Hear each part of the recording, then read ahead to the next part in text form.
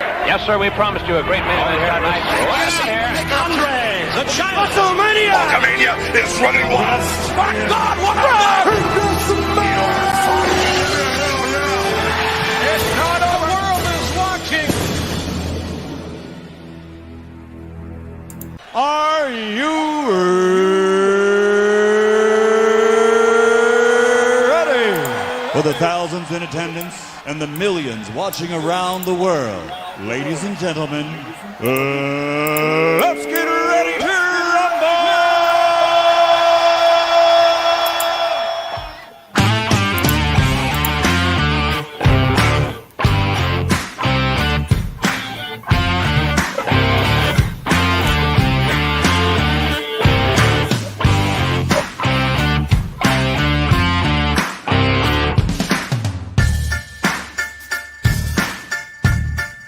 15, 30, 37, 38, 45, 47.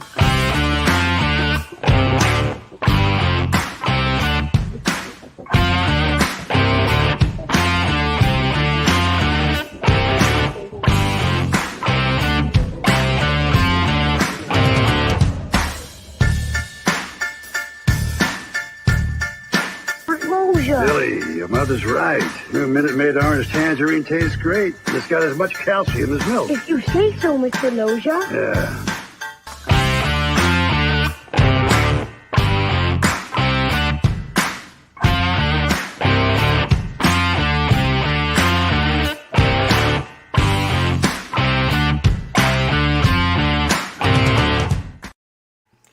Ladies and gentlemen, boys and girls, children of all ages, it is I, it is he, it is me, P-double-D-E Temple Cooian from the Place to Be Reviews.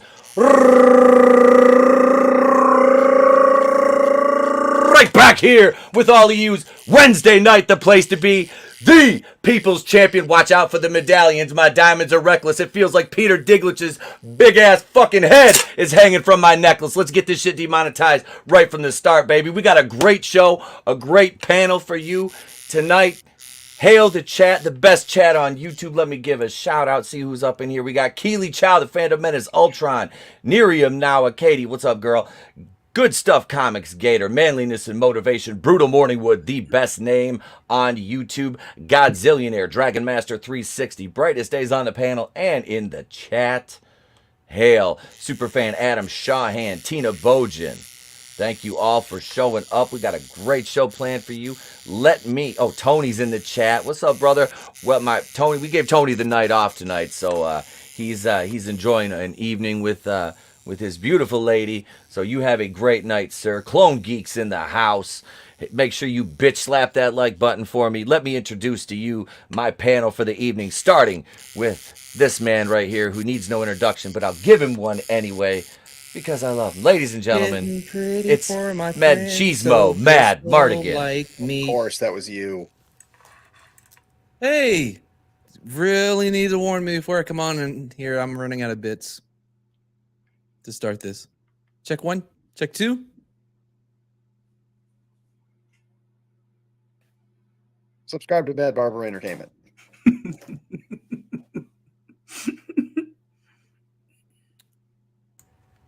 Moving on.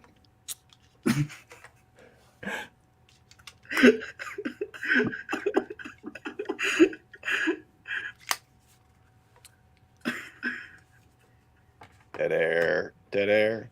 Dead air. Dead air. Dead air. Dead air. Dead air. Dead air. All right. Next up, B Rose, ladies and gentlemen, from Black Rose Comics. What is up, everybody? My name is David Dominguez, aka B Rose. I am the host of the shit show up on YouTube. I also have a sign up and a mailing list for my upcoming debut, Cerebrum Volume 1, going live on the 22nd on Michael Bancroft's show. And what is up, y'all? Hi, Comicsgate.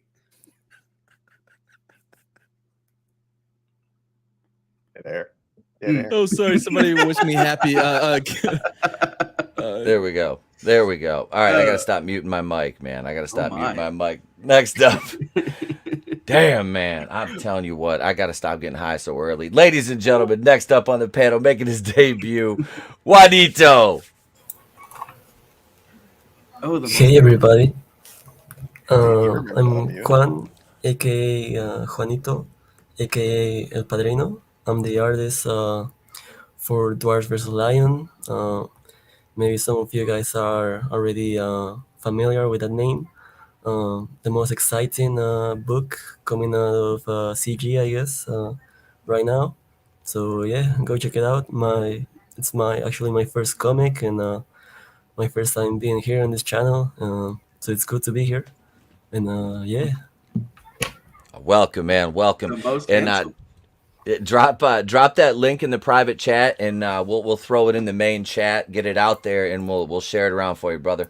Welcome, man. Sure. Glad to have you here. And last, but certainly not least, ladies and gentlemen, my fellow United Underground brother in arms. He's the man, the myth, the legend. Hail, brightest day.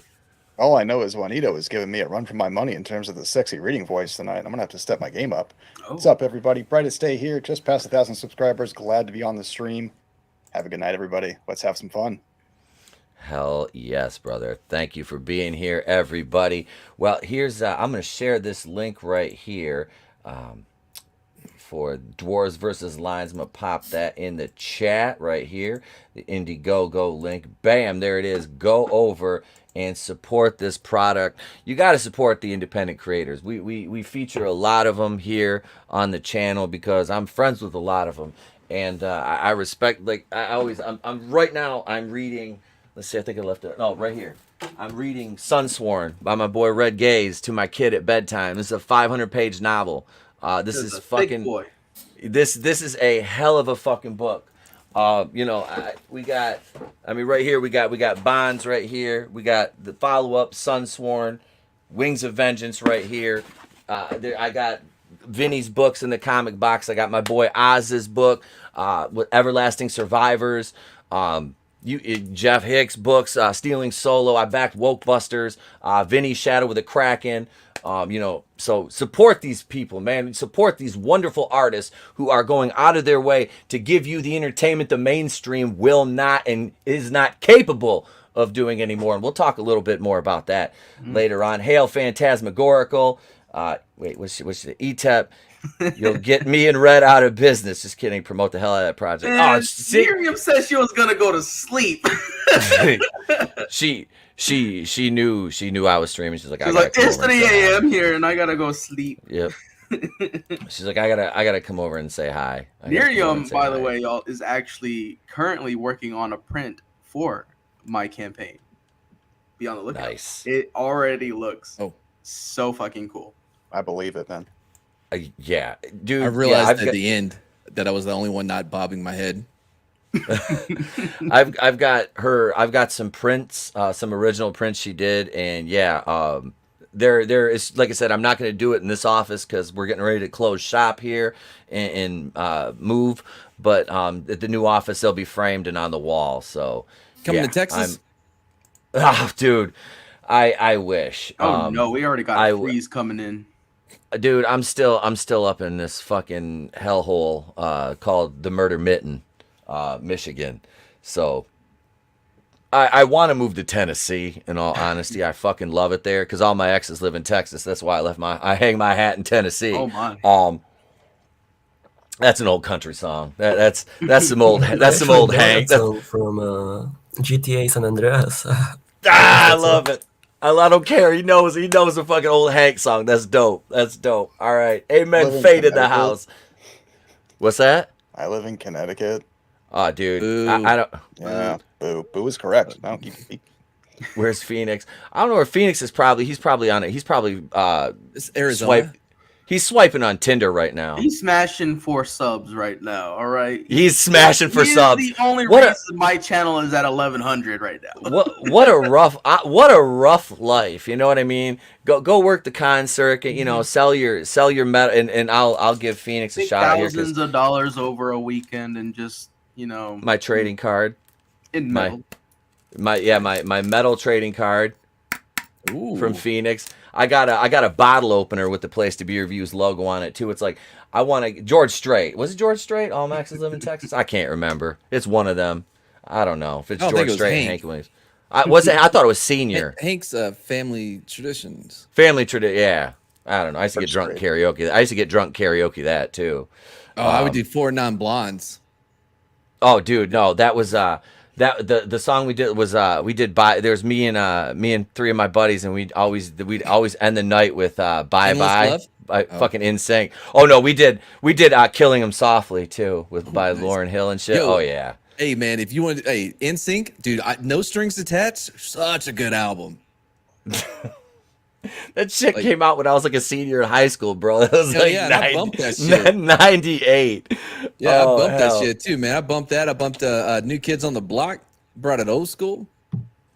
Nah, I was listening to Too Short and like Spice One and West Side Connection. It was a little bit tall. Yeah, I got you. Skilo. I'm 6'3". I never had to wish for that. I just wished for a bigger wallet. That was all. I just wished for a bigger wallet. That was all. But speaking of getting big, let's do this right now because it's the big time, ladies and gentlemen. The biggest segment of the week here on the program. My favorite, your favorite. It's time for holy shit news. I bet you thought I was gonna say Inside Brie Larson, didn't you sick bastard? Holy shit! Are you thinking what I'm thinking? I don't know. Were you thinking, holy shit, a swordfish almost went through my head? Holy shit! Holy shit! And all the assholes want us to shit all over everything. Holy shit!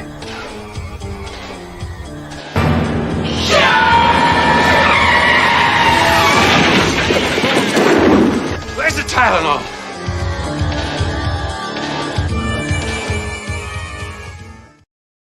Shit. Here we are, ladies and gentlemen. Holy shit news. Nano Reaper's in the house. What's up, brother? Let's see. Wait, Brutal Morningwood. It's George Strait, Nano Reaper. All my exes live in Texas. Yeah. All right. Hail, amen, hail, Nano Reaper. Nano, we got to line you up for an appearance here pretty soon. It's been a while since we recorded last, so we need to bring you on. Brutal says you should hear my rendition of Willie Nelson's "All of Me." Nano, I only date Mexicans. That way I can say all my exes have been deported. Your wife is Mexican. Don't tell her you got other Mexican girlfriends, bro. You know she's subject to stab you. I'm Hispanic. I'm Hispanic by divorce.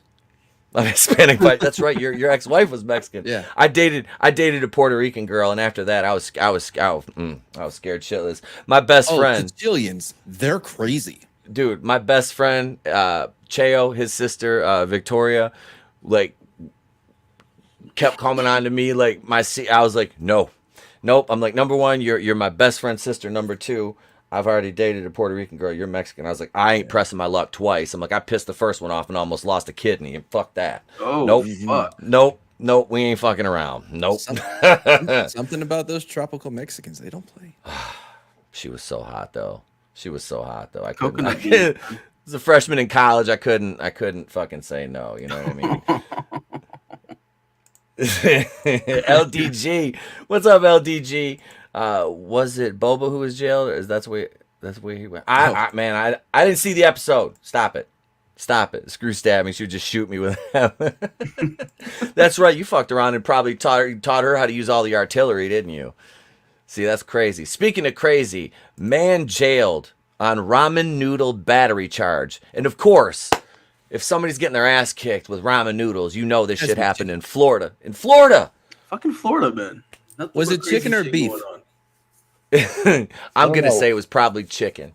I read this headline and the subheadline 4 times while my face was hidden under the chat, and I still don't understand what this article is going to be about. Florida woman attacked following dispute over dog in bed. Whoa. Okay. Hold on. Those two headlines seem very like... There's a lot of variance there. Yeah, see? Like there's a lot of variance there. God damn, tonight's going to be one of those nights I'm going to text my wife and be like, I need a refill in my glass. You have to bring that in here. Same. Like, I'm like, and she'll be like, motherfucker, you're lucky I'm still awake. Let's see. So here we go. Let's jump into this story. All right, so what do we think first? Let's go down. Mad, what'd you my say, favorite chicken or part. beef? What'd you say, chicken or beef? Gotta be chicken. Chicken. B-Rose, what do you got, man? Chicken or beef? I'm gonna go seafood on this one. Oh, shrimp. Oh, okay. Shrimp. All right, we got one chicken, one shrimp. Juanito, what do you say, man? I'm saying beef.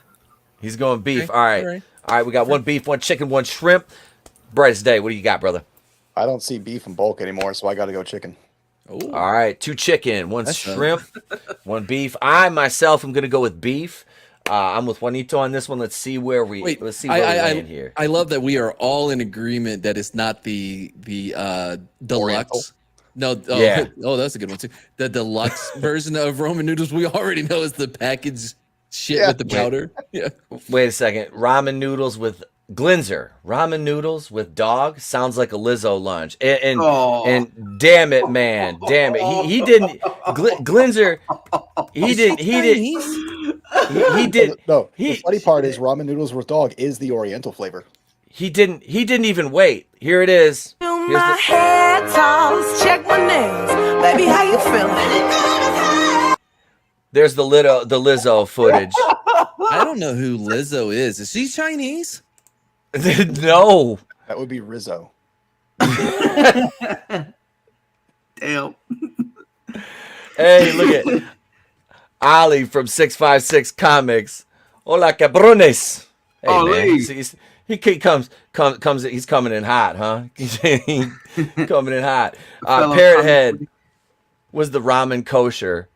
Ooh. No, it wasn't. It wasn't. Nano says it's spicy chili. I don't think Florida, that's a real flavor. Gator flavor. Gator. Hey, All right. fried gator's pretty good, man. I have never tried that. The only I have alligator shoes. I've never eaten alligator. I just got alligator shoes. All right, let's see. They make good shoes and belts. January 31st, a Florida man is behind bars after allegedly battering a female victim with hot ramen noodles, according to police. Responding Friday morning to a domestic disturbance call at a Fort Pierce residence, sheriff's deputies spoke to a woman who said she was struck with noodles thrown by Brandon Smith, 21, following a dispute over allowing Smith's dog onto a bed. I'm guessing it was either a pit bull, a Rottweiler, or a Dobie. By the way, I did not even think about it being hot. I just pictured it being like, like a package, that square, Yeah, like that yeah. square and hitting. Yep. But, Yeah. It does sound like something a 21-year-old would do, though. Yes, it does. Yeah. He's all smiles about it too. He got no regrets. No, this might be the first case he's caught though. So he's like, fuck it, I'll take a ramen wrap. You know what I mean? That's my first charge. Also, He's I'm like, I'm good. claiming victory for Team Chicken, given the picture, unless the well, no. article's- That picture could be bullshit. Hold on. Oh wait, I I'm said Team preemptive. Chicken too. Never mind. Agreed upon. So what do you think the people in the fucking cells are gonna be asking? Yo, what you in here for, homie? Yeah. Oh, I just took some soup at my girl, man. Nah, dude, he's playing enough. He's like, shit, you don't even want to know, homie. You don't even want to know. Yeah, man. Yeah, he's just like, you ain't even know. You ain't even know. Man, they try to put me on some paper, some bullshit, talking about I had to fucking re-up and shit. Corruption. In West Baltimore? Shit. In West Baltimore, born and raised, throwing ramen is where I spent most of my days. Here we go, Godzillionaire. Hot as in the temperature or spicy? Does that affect the sentence? Awesome ones in the house. Hail, awesome one. Brutal Morningwood says, Rizzo the Hutt. You will, Captain. You will, Captain Sorrow, and rookies to me. Oh, like what if she's like a diabetic or something too? Like you could go for a felony on this. Like what if like the sodium in the ramen is like that could put her in danger. Glinzer says, I'm proud ETEP is covering news stories that celebrate Black History Month. Oh, that is going on, huh? It's February. It's February. This is shortest month of the year. Funny how we My forget that. perception of time is so fucked. ETEP, you're apparently your own race now. Yeah, thanks, Whoopi. Thanks, Whoopi Goldberg, for just saying the Jews are just whatever now. She's just like, they're just white people. That's Fuck 'em. racist. Whoopi Goldberg, this is an honor. And you got a Jewish last name, bitch. Racist! That's not a real name. Her real last name is Johnson or some shit. It's Karen something Johnson. It's her first name really has got to be Whoopi, though. I mean, it is. I think it's Karen. Is. Karen's either her first Who or the middle fuck name. names their kid Whoopi? No way. Parents like this. Oh God!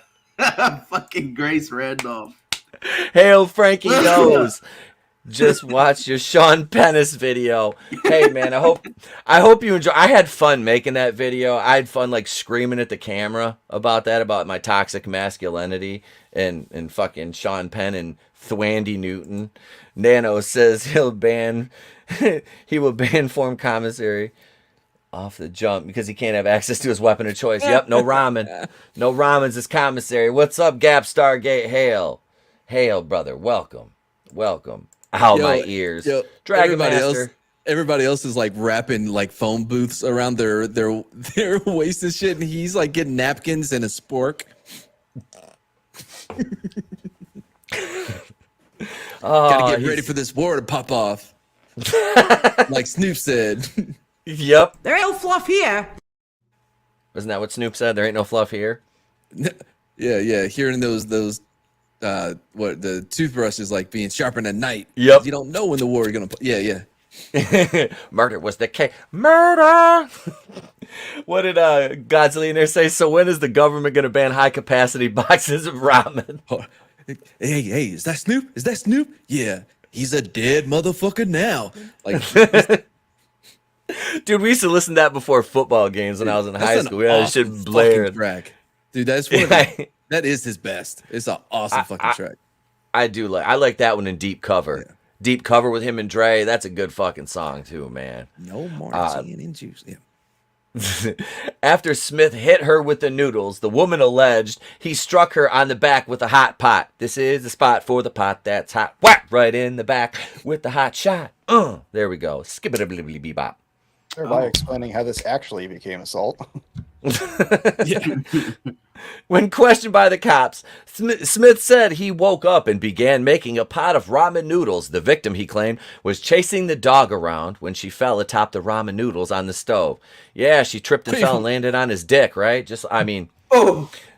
Pictured above, Smith was arrested for domestic battery and booked into the St. Lucie County Jail, where he's being held in lieu of $5,000 bond on the misdemeanor count. And how does he fall on top of the ramen noodles on the stove? You fall over and knock it with your hand. Hey man, that the noodles, man, they weren't playing. He was like, was he on the counter chasing the dog? What is she? Is she a midget? Is she Peter Dinklage size? Oh, yo, she's on a camping stove on the floor. She's up there on the counter. We represent the Lollipop Guild, the Lollipop Guild, the Lollipop Guild, and we'd like to welcome you to Ramen Land. Bam! Gets hit with a fucking pot. Hey, speaking of LP representation, today on Street Smosh, we started watching Ankle Biters, which is about vampiric LPs. It is amazing. Like, it's so good. We're gonna finish it on Saturday, but oh man, it's a great movie. I did see. Am I the only one that thinks where it says view the document is actually the nutrition information for the ramen? It looks like it, doesn't it? Looks like Eddie Murphy version of buckwheat. How much you want to bet? How much you want to bet the woman is a methany white girl?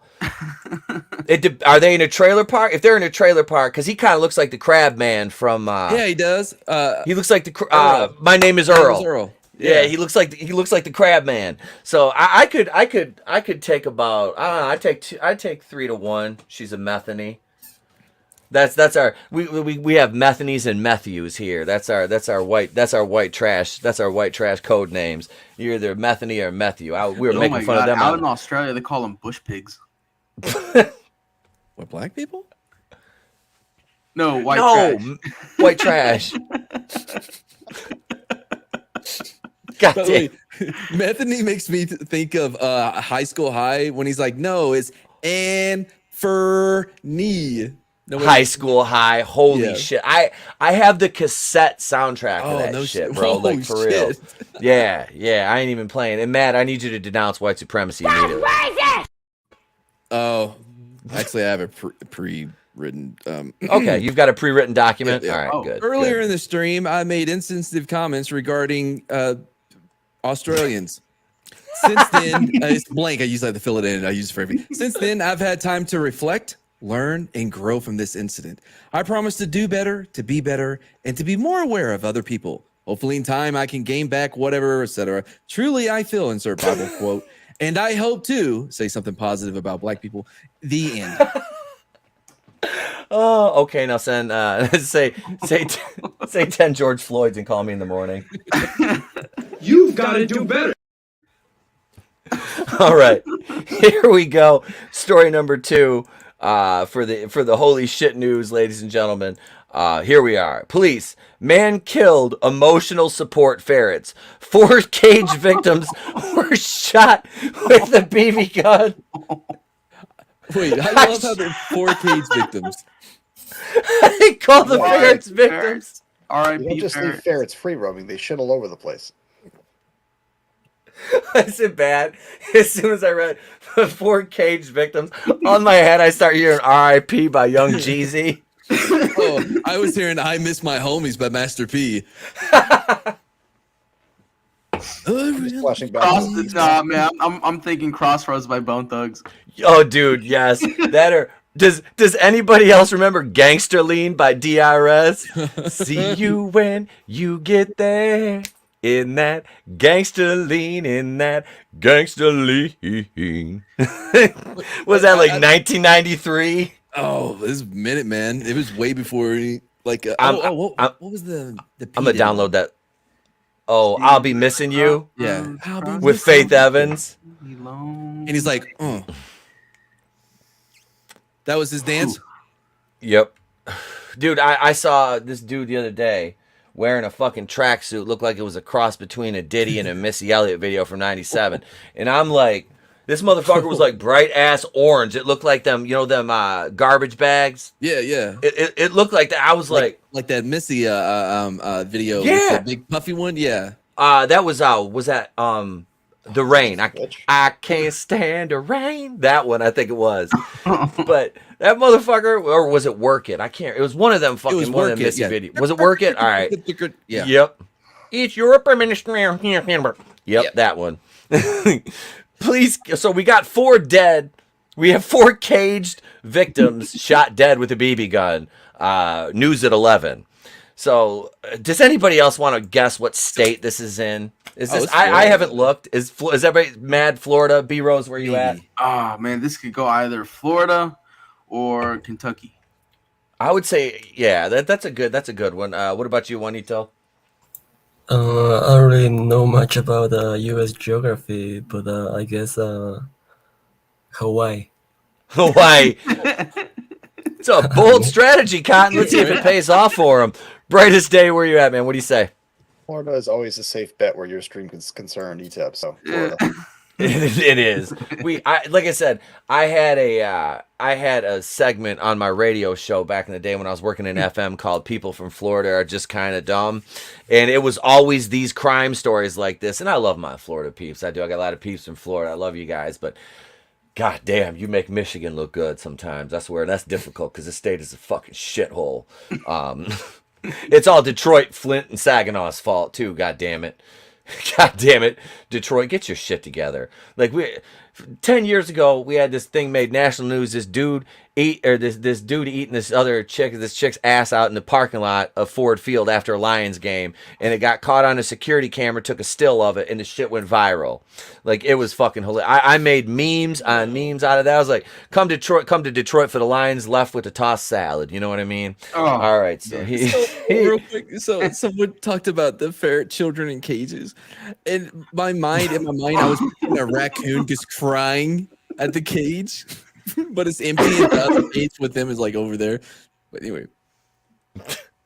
Hail Snuggy Jr. What's up? Hail Snuggy. Yo, look at Glinzer, ferret children in cages. Where's CNN?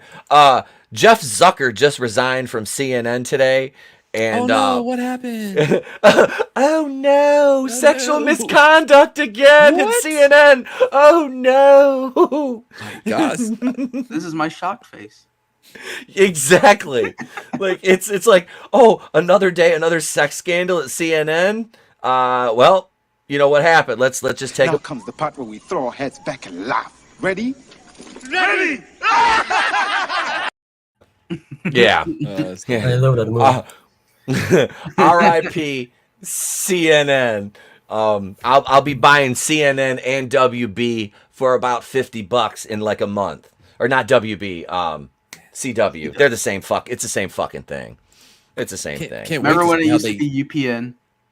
Oh, it yeah, was back UPN back then. I remember with UPN. With the frog. By the way, The frog. Yep. I can't wait to see how they cover this on reliable sources because they're reliable. They're reliable. Oh my God, Minnesota. A Minnesota man. A Minnesota man was charged with killing his roommate's emotional support ferrets. Don't you know? Police told the police he shot the caged animals with a BB gun because they smelt like shit. True. I can't keep up that accent. It fucking hurts. Well, and claimed Bobby's mom from Bobby's World. Bobby. I'm Bobby Generic. It's generic. It's not generic. I'm surprised I can still do that voice. And claimed that one of the ferrets was laughing at him, according to. Fucking Well, jerk, man. I love ferrets. Ferrets are cool. Oh my God. This guy. Oh my God. Just. Why?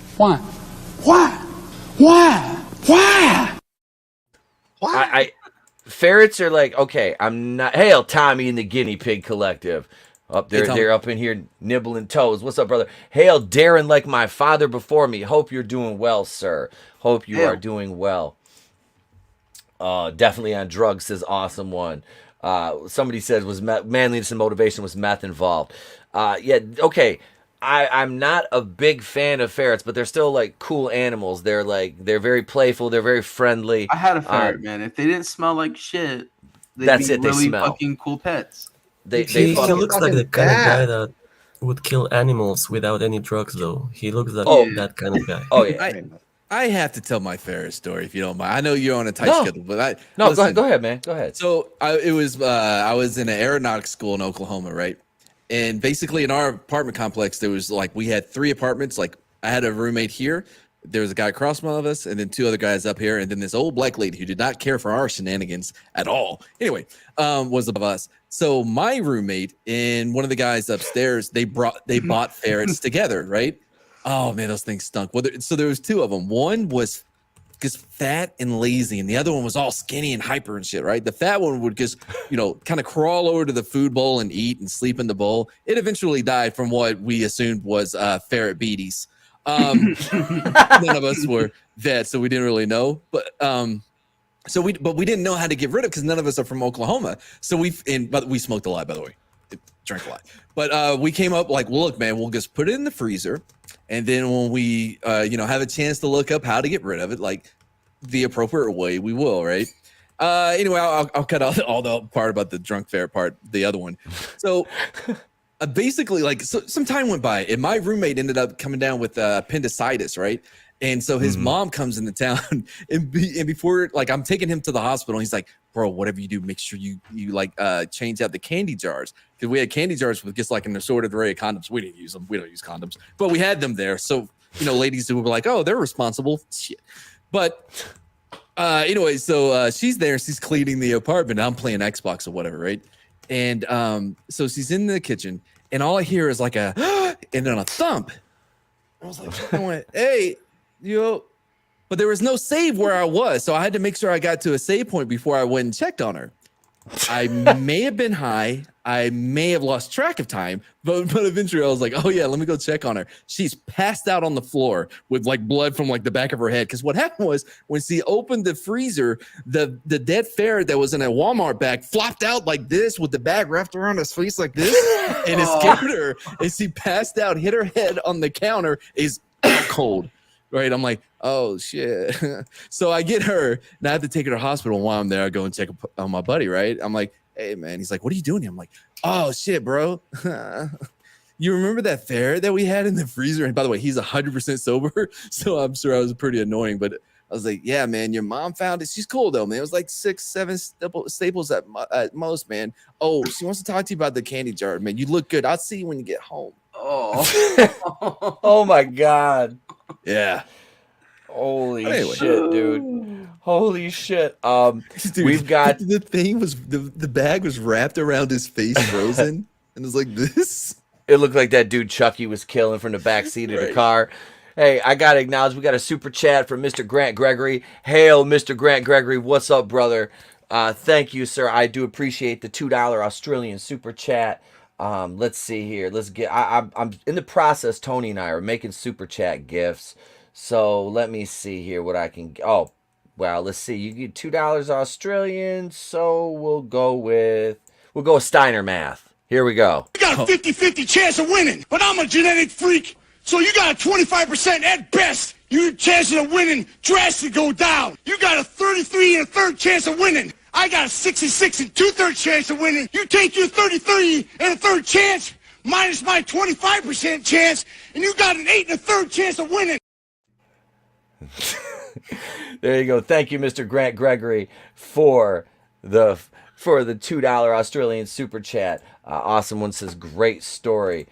Keely Chow says, was the ferret laughing because it gave the man a fake $20 bill? Oh shit, we got another super chat. Ooh. Tommy the Guinea Pig Collective, $1.99 super chat. Do it, baby. For the you know what? I'll let you guys off. I'll let you guys off the hook. Two mentions of Saint Floyd, and he showed up. Here we go. Ready? It's me, baby. Happy Black History Month. It's me, the greatest black man who ever lived, according to the president, George Floyd. You mentioned it. Now I'll burn down your local Advanced Auto Parts, baby. And the stream's demonetized. Thank you very much. Thank you for the $1.99 super chat, Tommy and the Guinea Pig Collective. Right there we go. Let's see. For $1.99, we'll start you off with, and then we'll go right into. Scissor me timber. And Steiner is one of my favorites. And then we'll finish with Skeletor. It's me, Austin. Oh, son of a bitch. There we go. There we go. There we are, ladies and gentlemen. Thank you for the super chats, Tommy and the Guinea Pig Collective, Mr. Grant Gregory. I appreciate it. Y'all made me do it. Y'all made me bring Did it George for the out. ferrets. They did it for the ferret and all. That's what one of them said. Somebody said ferret and all in the chat. I'm like, oh Jesus, ferret and all. R.I.P. It's all good fun, ladies and gentlemen. It's the 4 caged victims of the mass shooting. By the way, I'm really proud of my ferret beaties joke. That's a good. That was good. Joke. No, ferret beaties. It was Godzillionaire said ferret and all. Immortal Coil, what's up? He's going live myself here soon. Swing by and thumbs up for the algorithm and catch a Savage show on the replay. Absolutely support my fellow United Underground brethren. Get over there and support Immortal Coil after catch him on the replay. Is that the math they teach now? Yes, that's Common Core math. Cardinal right there. That's Common Core. Steiner math. 1 steroid plus 1 steroid equals brain damage. Says Glinzer. Guys, his math actually works out. If you actually follow through, it legit works out. Like the math actually works. See, Frankie knows is a writer, man. He's a comedian and a writer. He says Ferret Beaties was a good joke. Dude, Frankie knows. I should read some of this stuff, I used to write for a local guy, and I still have a lot of my notes on some of the jokes I wrote for him. He's a black guy named Paris, so it was awesome writing for him, and then seeing him try to perform my voice. It's great. What's funny is nobody's hired me yet. And I'm a Jew. Like, I'm actually a decent writer, and nobody's hired me yet to write material. It's like, you guys do know you're missing. There's a gold mine here. I have an idea for a book. I just don't have time to fucking write the goddamn thing. Yeah. You have to be a Jew who already has money. Well, don't they all? Because of the bank? Nobody knows my Racist. What? I didn't even say anything about space lasers. That's it. That's it. You. You just offended the Catholic side of ETEP. You know what's crazy in the game? That side World is War Z, unoffendable. dude. In the game World War Z and the Israel part of it, you actually there's 3 or 4 chapters or missions or whatever, and it all leads up to you firing a giant space laser down to kill all the zombies. I shit you not. And let me guess. The space lasers operated by Palestinians. No, they get their tech support from India. Damn it. I knew it was going to come down to Kamel Nanjiani, that fake Indian Pakistani. Son of a bitch. You know, that's the thing that killed me about Eternals. They're like, we have so much representation. And then it's like, you got a fucking Pakistani to play an Indian. You think Indian people ain't gonna notice that shit? No, they didn't. Nobody. Well, because, nobody watched it. But those that Yeah, did exactly. never noticed. They're like, we don't fucking care. Now I want to see the Bollywood version of the Eternals, though. So right? bad. I think it'd be more interesting. It'd be more interesting than the regular version, honestly. Let's see. Police responded to a 911 call placed by Maurice Gusky, 57. Oh yeah, Maurice Gusky, who reported his 4 pet ferrets were missing. Upon arriving at the Duluth apartment, officers noted finding blood drops on the stairs and the walls of the entryway. Jesus Christ, what is this episode of Dexter Meets the Ferrets? Gusky told police he shared the residence with Levi Ehrenberg, 27, who had threatened to harm one of the ferrets the prior evening. Gusky said Ehrenberg, seen it right, held a kitchen knife in his hand and said, "It would be bad if one of them were hurt. Get the fuck out." This guy, yeah, this is definitely the kind, like, I was waiting for him to say he, like, pulled the ferret out of the cage and had, like, the knife to the ferret, like he was threatening the ferret with it. He skinned a cat or two in his early days. Oh, yeah, he started out hurting animals at an early age. You know what screams meth? A 27-year-old living with a 57-year-old unrelated. I was going to say, yeah, because it makes no mention. Thank you. I'm glad my mind isn't the only one that went there. I just didn't say it. Because, like, law enforcement, like, training, you're thinking, like, okay, so we've got a 57-year-old and a 30-something-year-old living together. There's no relation. We've got bubbles. Yep. Mind if I come over and live on the fucking shed? I got my fucking kitties. So, yeah. Gusky told police. All right, so we said that. The roommates had argued because Ehrenberg claimed Gusky had too much of his personal property in their shared space, the complaint states. Why didn't they just do the tape down the center of the room thing, like in sitcoms? That always works in the cartoons and the sitcoms. Because they don't have split-screen video games anymore. Duluth Police Department officers found the dead ferrets in an alley adjacent to... He didn't even do a good job of hiding the bodies. In the apartment building. A witness reported seeing Ehrenberg walking through the alley saying that a ferret smiled at him, so he shot it 10 times. Jesus Christ. I bet you this guy beats transvestite hookers, too. Or wait, was that just Eddie Murphy? Either way. When cops located Ehrenberg, he reportedly declared, "Dude, I killed the ferrets. Give me a break." Okay, that's how it works. Matt, that's like the guy that's like, hey, well, I was honest with you. Does that give me a break? No, it makes my report writing easier, you fucking idiot. Yeah, the one with the Coke bullet. Yeah. Yep, the Coke bullet. Yeah, I told you where it was, bro. I'm like, man, it made my night easier, but no, it doesn't do shit for you. Right? You're like, if you cooperate, this will be a little bit easier. And so he tells you, you're like, it did make it easier for me. Fuck you. Get in the back of the car. Miranda rights and such. When cops located Ehrenberg, he said, he killed the ferrets. Give me a break. Cops reported he said he used a BB gun to kill the animals because they smelled like shit, referring to one of the ferrets. Ehrenberg said the big one was hard to kill. I swear, the thing was laughing and breathing.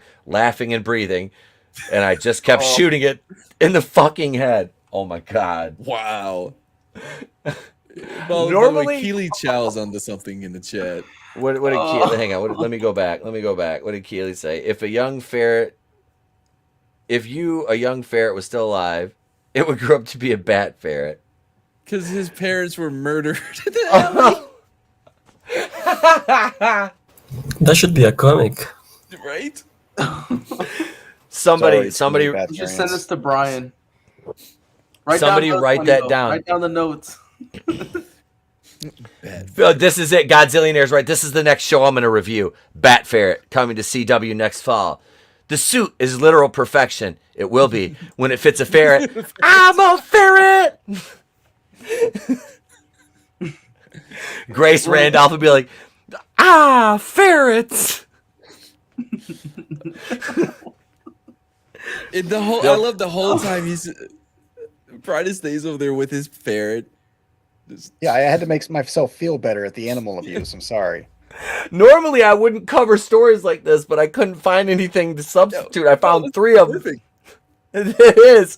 I'm Well, like, I Dr. swear to Fair God, delivers. it's right. Ehrenberg was arrested on 4 misdemeanor animal cruelty counts, each of which would carry a maximum penalty of a year behind bars. He is being held in the St. Louis County Jail in lieu of $20,000 bail, which represents $5,000 for each deceased ferret. What, bro? Did you read the part where he's like the big one was hard to kill? Yeah. Dude, that's like the big one was hard to kill. I swear it was laughing and breathing. I kept shooting it in the fucking head. It was probably just wheezing. It may have had parapetides. Wait, Brutal Morningwood. Can a ferret even play a kazoo? No, they're not Etep's kazooians. At the end of the ferret story, you just hear. Oh, Ferret Head sends me memes too. I always forget to check, and I got they all stack up after a while. I've got. I'm trying to find this funny. I can't. It's as bright as day. We've got our first bumper that we play tonight is made of all of Parrot Head memes that he sent me. So we've got a bumper we're gonna play here when we take our first break, and that'll be comprised completely of memes that Parrot Head has sent to me. Here we go, our third story, and we're under an hour in.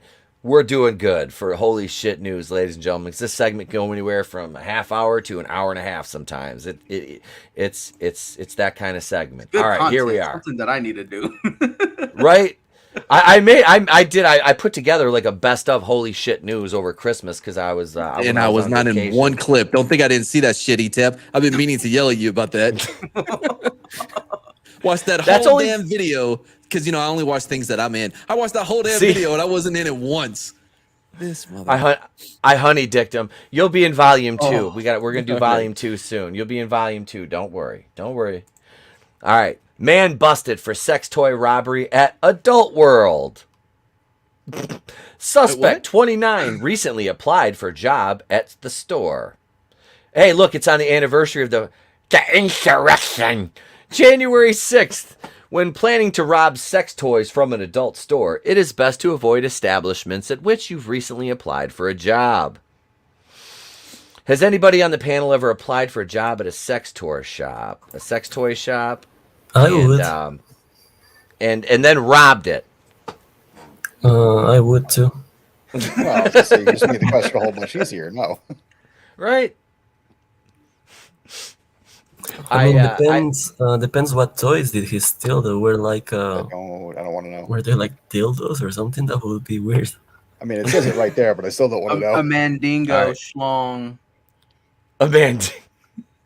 Here we are right here. 29-year-old man is behind bars on multiple criminal charges after allegedly he's innocent until proven guilty of stealing $350 worth of items from a Pennsylvania business and threatening to stab a clerk who sought to stop him.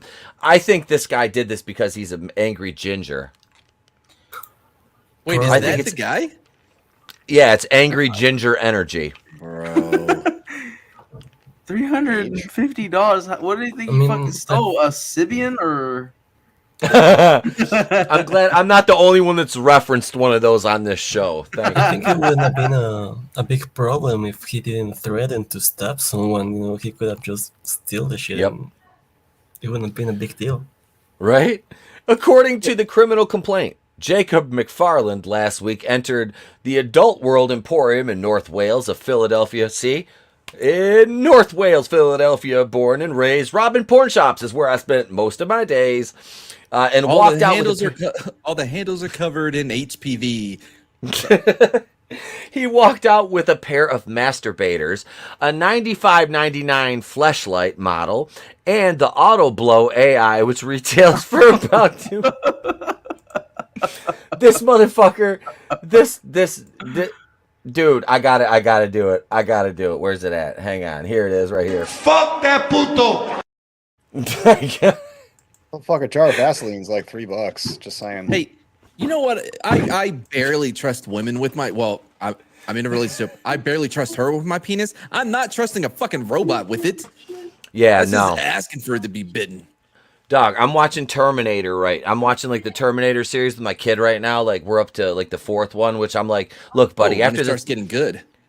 I told him, I was like, yeah, after these is when they start to get like absolutely terrible. Yeah. So I'm like, let's, they're not as good as the first 3. So, but yeah, having seen Terminator, knowing what Skynet is capable of, there's no AI touching my dick. Like, sorry. No.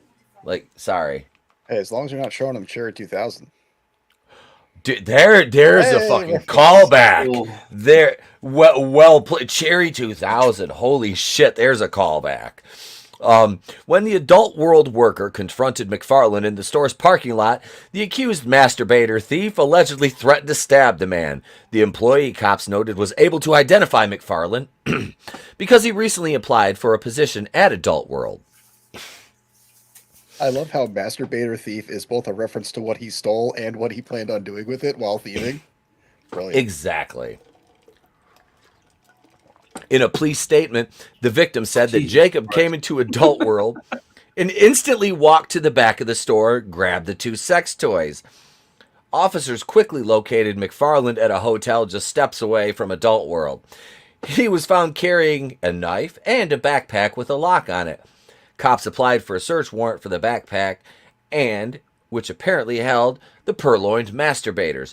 Pictured above, McFarlane was charged with robbery, a felony, and several misdemeanors, including retail theft and making terroristic threats. He is being held in the Montgomery County lockup in lieu of $5,000 bail. So he came into the adult world and then stole the sex toys? I love the idea of his backpack is like, nah, dog, like, nothing I hate worse than thieves. You know what I mean? You got to lock your shit up. A lot of thieving assholes out there. Yeah. Why you got a lock in your backpack? I don't know. Anybody stealing my shit, right? I mean, my look, God, man, he's like the lowest of lows. Yeah, right. Aggression is what caused him to rob that store, man. He just needed to violently masturbate into something. All I know is this continues the trend of McFarlane toys not being cheap. I was waiting for a McFarlane Toys reference. I was waiting for that. That's the thing, dude. I was like, this guy, yeah, like you said, he's just got pent up aggression. He was in the hotel room. I guarantee you he had one of those things ready to shove up his ass and he was choking himself. He was going full Carradine. That's not how either one of those toys autoerotic asphyxiation. Yes, sir. Known Dude, in the so bit as Robin Williams sing yourself. No? As previously reported in these pages, an Oklahoma man was arrested in 2020 for using an auto blow AI inside an adult store, a lewd act for which he pled guilty. The pervy perp was recognized by an employee as he had previously put in job applications at the establishment, police reported.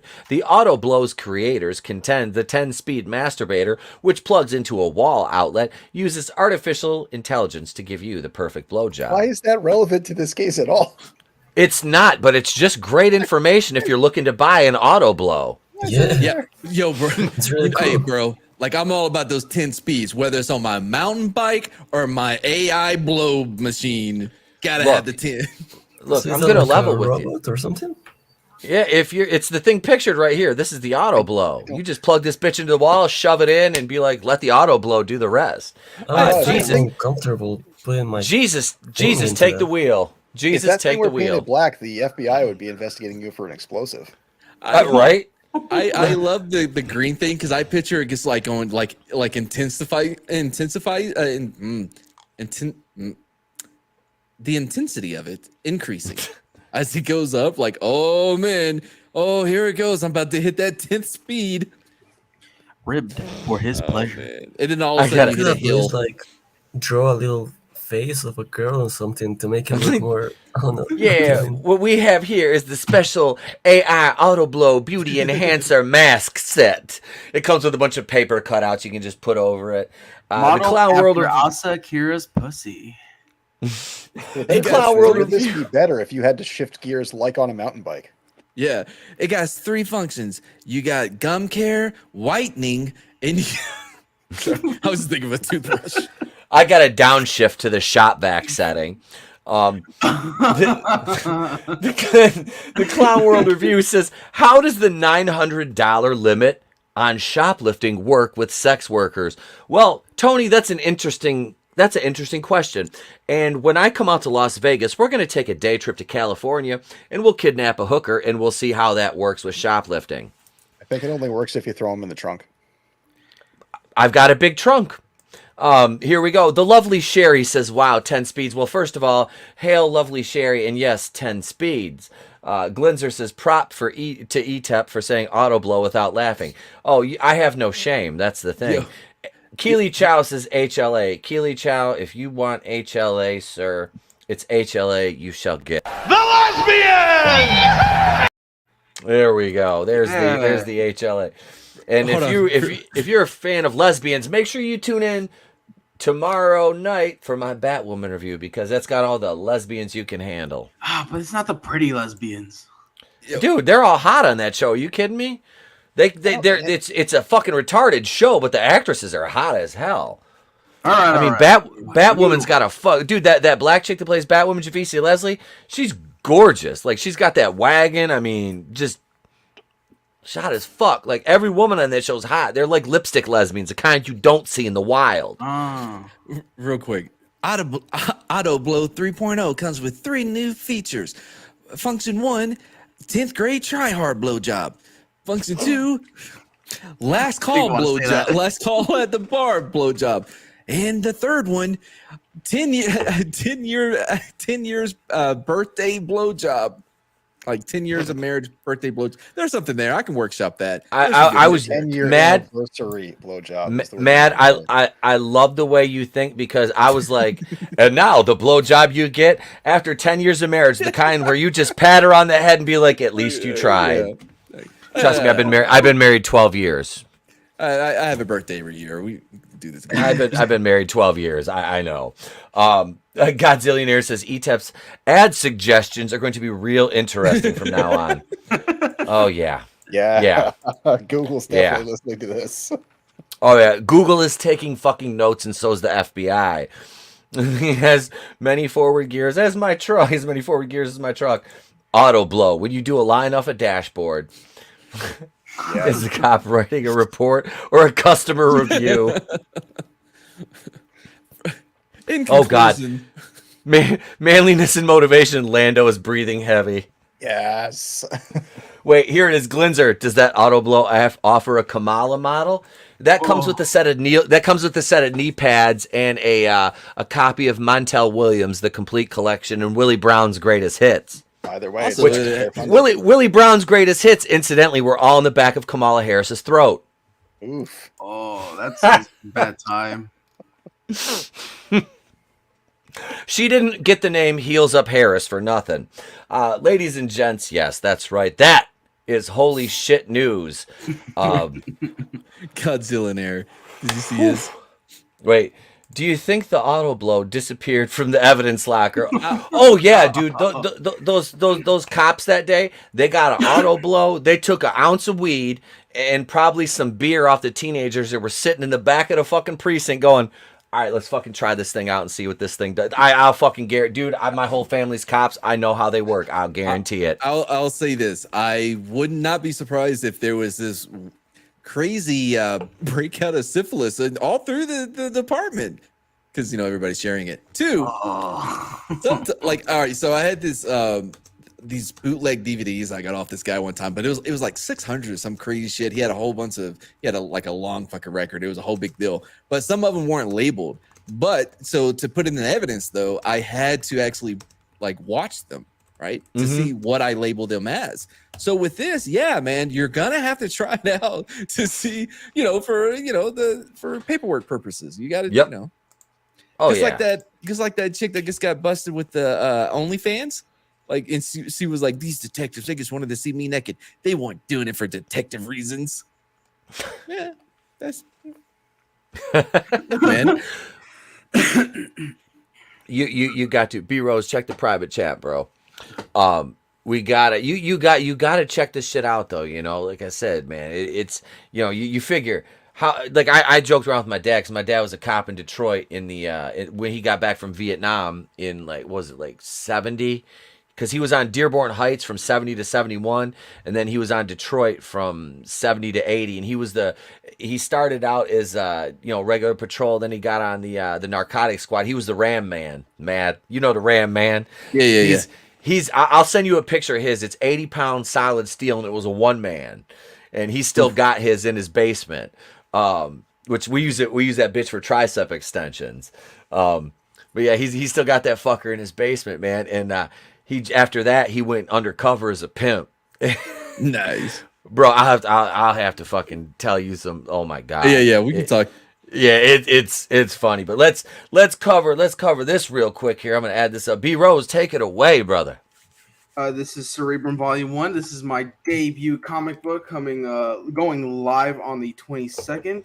And following the events that lead Anthony and Michael labeled damaged, Anthony must find a way to keep his brother Michael alive at all costs, even if it means associating with the criminal organization that runs the city underneath.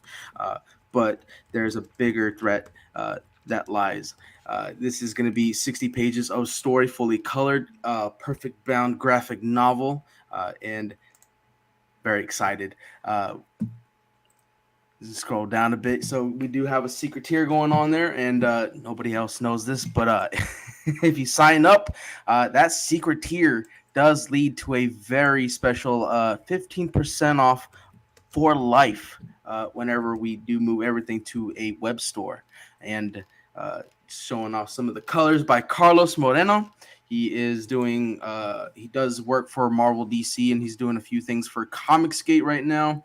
He don't give a fuck. He just does what he does. Money's green.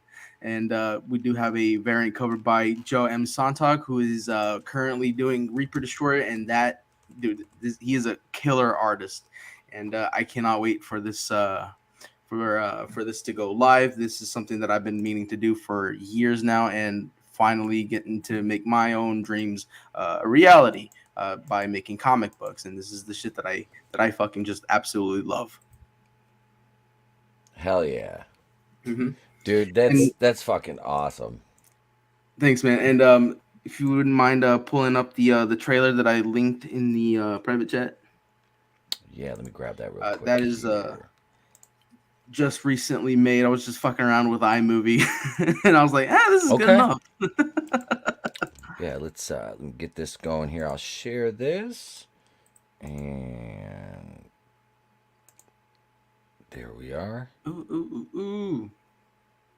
Here we go. And you want me to go ahead and play it, or you want to introduce the? All right.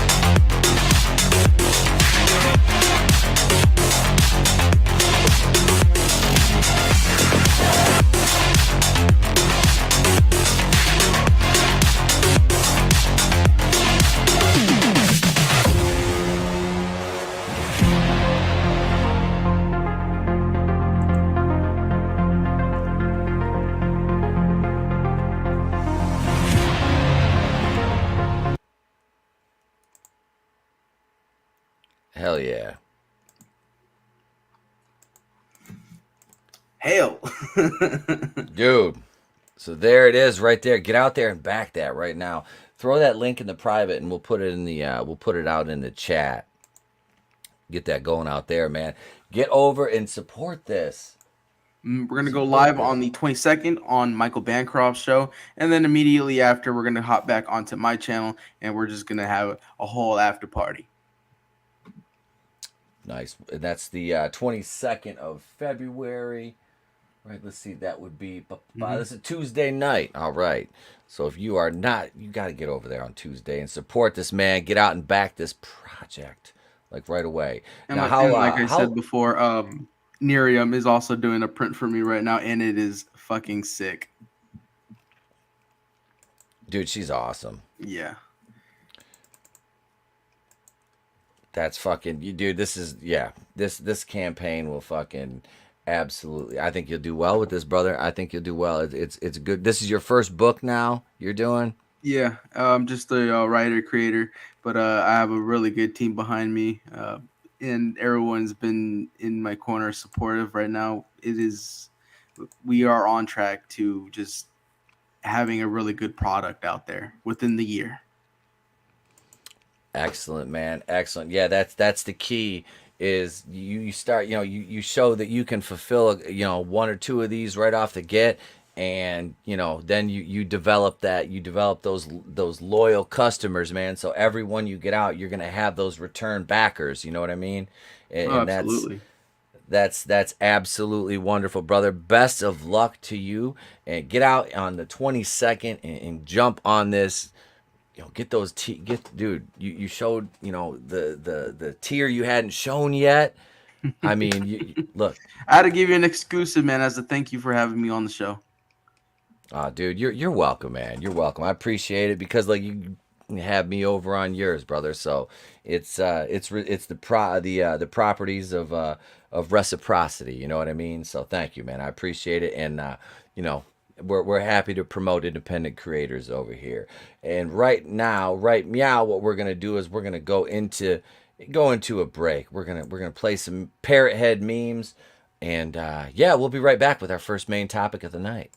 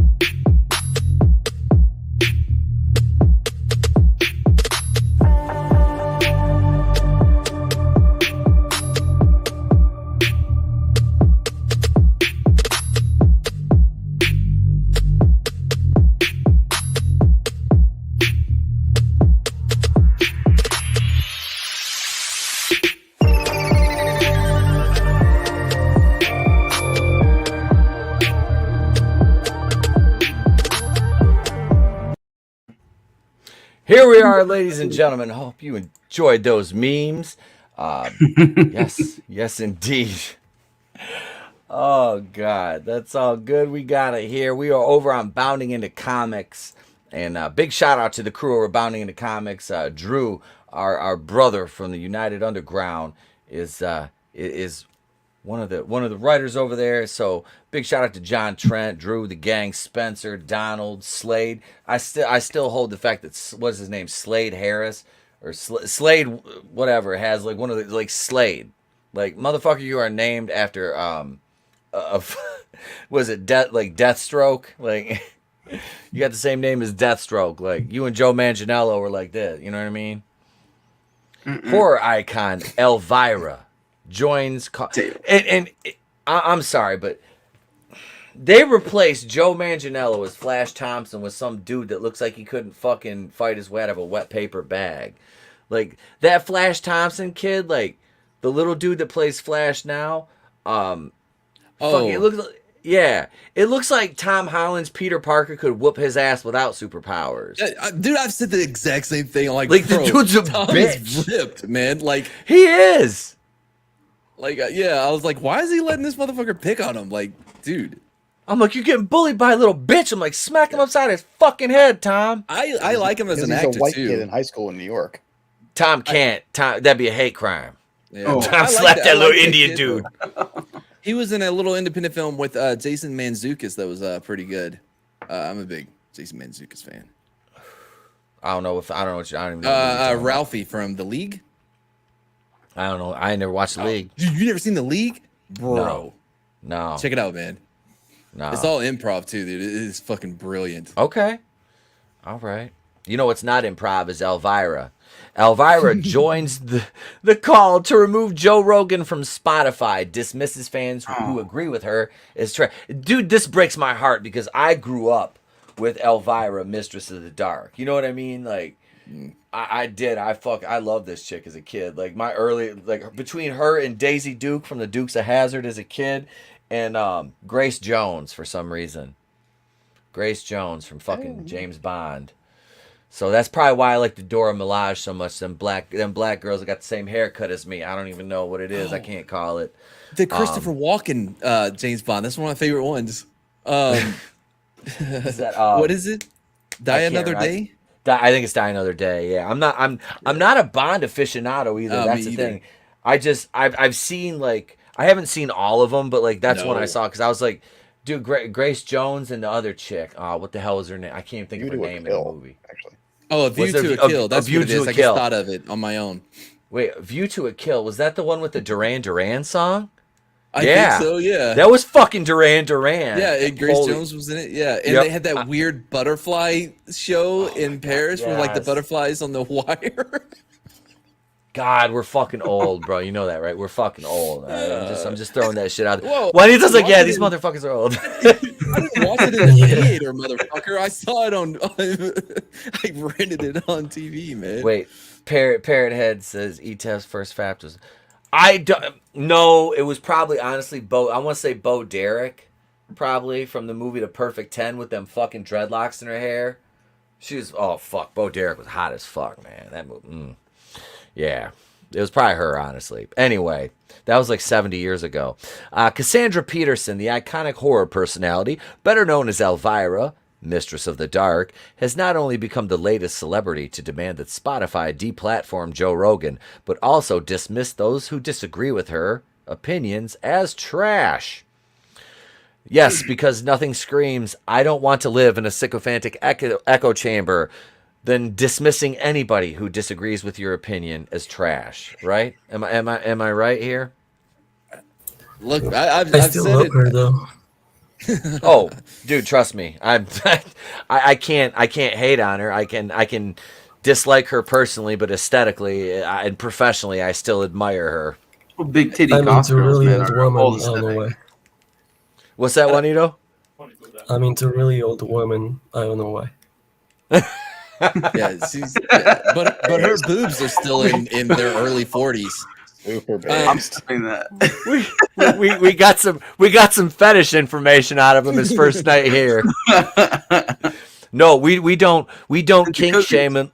We don't kink shame unless you're into furries, man. If you're a furry, then we'll burn you with fire. But anybody else is fine. Anybody else furries, is fine. But he doesn't like them.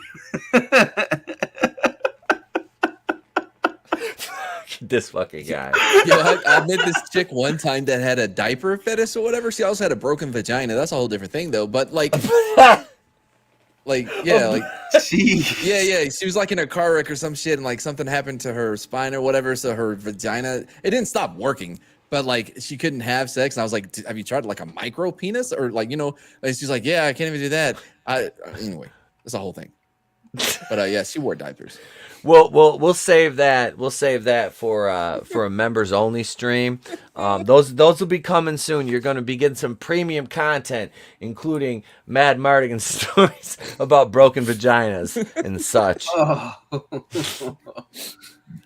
Hey, Macklin made it's in the house. Hail, Macklin made it. There's a name I have not seen in the chat in a long time. Welcome, Macklin. Welcome. Let's see. Parrot says, what about Walton and his tree and coffee fetishes? Look, man, dendrophilia is a victimless crime unless there's some kids in the park that happen to see Walton humping a tree. outside of that, I'm all right with dendrophilia. I don't endorse it, but it's one of those things where I'm just going to be like, I'm Peter Paul, wash my hands. That's between y'all. I am and curious, I'm going to walk away. Dendrophilia. Dendrophilia is if you like have a tree fetish, like you want to like you don't just basically it's like I'm pretty sure vegans stick their never mind. Anyway, Elvira, Mistress of the Dark. Here's a shot of her comic, Elvira's House of Mystery, from DC. I don't have any of these. I bet you they're not worth anything now. They're birdcage lining. The most recent campaign to deny Rogan a platform was sparked on January 24th when musician Neil Young. You know what? I read the name. Who? So I'll Neil Young. Who? Exactly. So I'll play.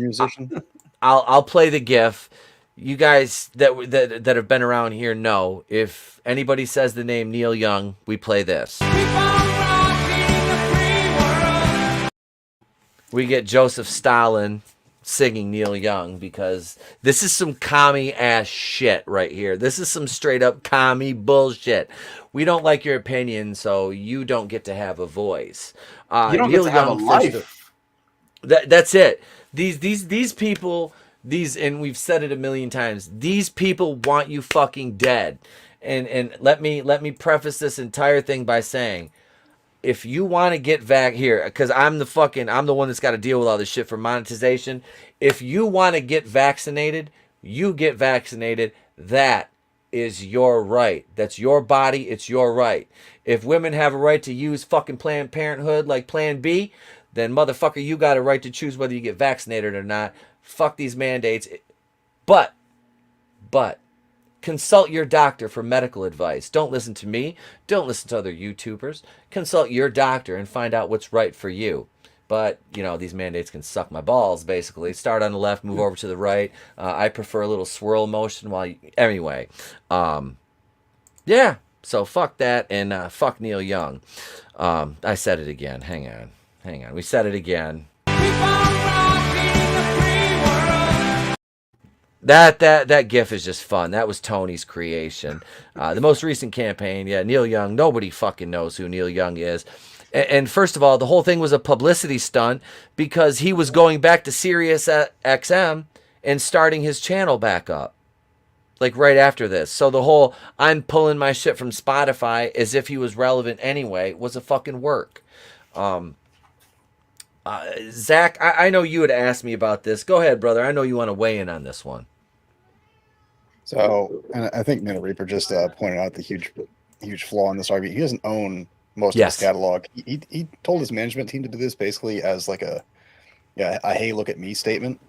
And then when I was on the dump earlier, I showed Scott, someone out there had done the research to show that the investment firm that basically owns his catalog also has a connection to one of the jab manufacturers, and that likely is what is pushing him to make this argument. Jesus. Do we know which company he's tied to? Pfizer. Well, not him specifically, but through the grapevine. Like I can forward you the tweet, but through back channels, he's connected to Pfizer. And Tommy makes a great point. His father should have pulled out. His mom should have swallowed. Neil, the Clown World Review. Neil Young should have to fight Joe Rogan in a death match. Winner advances to a champion against Joni Mitchell. Tony. There you go. Jesus. Fucking Neil Young. Parrot Head. ETEP, you should look up video Kill the Radio Star sometime. Did a video of Stalin and Adolf singing it. Glinzer with a $2 super chat. Eric Clapton should have a little talk with Neil. Oh, Glinzer. Glinzer with a $2 super chat. At this point, Glinzer, you know what? Dude, you're here consistently, and I'm just drunk enough. For $2, here you go, brother. Well.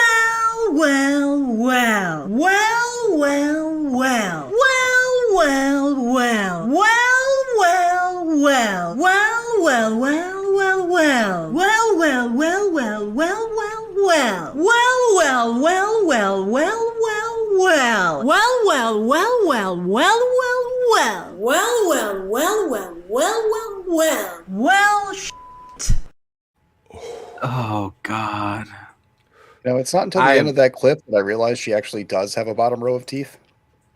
And she got a fucked up eye too. I just noticed. She's got Forrest Whitaker eye, bro. Yeah, she's got fucking Forrest Whitaker eye. It's like one of her eyes went into business for itself, like straight up. That was a good wrestling terminology. Terminology, would it be Yes, that's wrestling. Yeah, That's yeah, wrestling terminology 101 right there. I was wondering if anybody was gonna catch that. I got man. you. Thank you. Thank you. So here we are right here. At least we don't have any auto blow ads popping up. Fucking, but what the hell is this? Carrie Strug. I'm gonna refresh this bitch. Take that. She's selling vagina candles. Is it Gwyneth Paltrow? I'm doing this because Spotify is spreading fake information about vaccines, potentially causing death to those who believe the disinformation being spread by them, wrote Young, who is a foot, an elbow, and 2 knees in the fucking grave anyway, you old cunt. In a January 24th letter to his management team. I'm sorry, Mama Susan, did I use the wrong... Please act on this immediately today and keep me informed of the time schedule. Yeah, motherfucker, he time schedule because he's worried about dying. I want you to let Spotify know immediately today that I want all my music off their platform. They can have Rogan or Young, not both. Let's see. Joe Rogan has the most listened to podcast in the fucking world. Really, you know what I mean? Reply was, yeah, we'll get on that. Yeah. This dumbass old fucking irrelevant douche, following the footsteps of such prominent individuals as World Health Organization General Director Tedros Adhanom whatever, fellow musician Joni Mitchell, and Fox Nation's Cops All Access host Geraldo Rivera. Peterson announced her support for Rogan's removal from Spotify on January 31st, tweeting from her personal account, I standsies with musicians and artists, not quacks and hacksies. She then proceeded to ask her followers to sign a moveon.org petition because that makes it relevant. She's 70 years old. She's lucky she can stand at all. Right? On the powers of be to remove Joe Rogan podcast from Spotify. Now I'm telling you, this cause is close to my heart. No, the only thing close to your heart are those plastic tits, bitch. Oh, that trying to get those book sales to right? Trying to get that bump, that Joe Rogan bump. That's it. Unsurprisingly, Peterson's call to arms was met with a massive amount of pushback from her fans. Let's just go to the tweets. Okay, here's the tweet. I love this. Dude, okay. So this right here is one of the fucking, like, go-to insane communist, like, ultra... And I don't say this to disparage Democrats because I have friends that are Democrats. I have friends all across this fucking spectrum. I do. But these people, these aren't people who identify with... And these people want you dead. They don't care about you. Do you understand that? Do you understand? They don't fucking care about you. They care about themselves and their agendas and their fucking... This is why we do what we do. Because people like this is why they say never meet your fucking heroes. Nano said it earlier, because you'll always be disappointed. This is the thing with celebrities. They're especially actors. They're fucking meat puppets. All right? They don't... Most of these people are nihilistic fucks. They are. Mm-hmm. They're nihilistic fucks who they stand for nothing. So they believe in nothing except what they're told to believe in, what they're fed. All right? You know, this is the problem. And I said this in my video earlier, my Sean Penn video. This is the problem when we let Hollywood decide what's best for middle America. When you let people who hate your existence because you exist, because they know you don't believe like them, people like that, you give their opinions zero weight. Don't let them live in your heads rent free. That's the thing, folks. That's why people. Oh, sorry. No, go ahead, bro. You're fine. I think her calling everybody like, whoa, what are you doing? Like calling them trash is a great example of what I've talked about before which is like if you, and it's weird even like categorize myself as being right because I've never, really thought of myself that way. But the difference you see between the left and the right is the left is always about attacking the individual, whereas on the right, or at least whatever side this is that the majority of us are on, is about attacking the ideas and what what you're promoting, or what you stand for, or what your agenda is. And it's the exact opposite on the left, because they have no ground to stand on when it comes to ideas, or when it comes to the agendas or whatever, or like what they think is right. So they attack the individual, because that's the only, because ad hominem attacks, that's all they have, because they have no ground to stand on when it comes to backing up what they say. Bro, I'm going Vince Russo right now, bro. Like, I love you, man, because that's exactly what I was gonna say. I do. I love you, man, because that's exactly what I was thinking. Was like, that's exactly what they do every time, is they go right to ad hominem, because they don't back their arguments up with facts. Like, I have a tendency to be like, I have always been very reactive and very passionate in my responses and my reactions to things.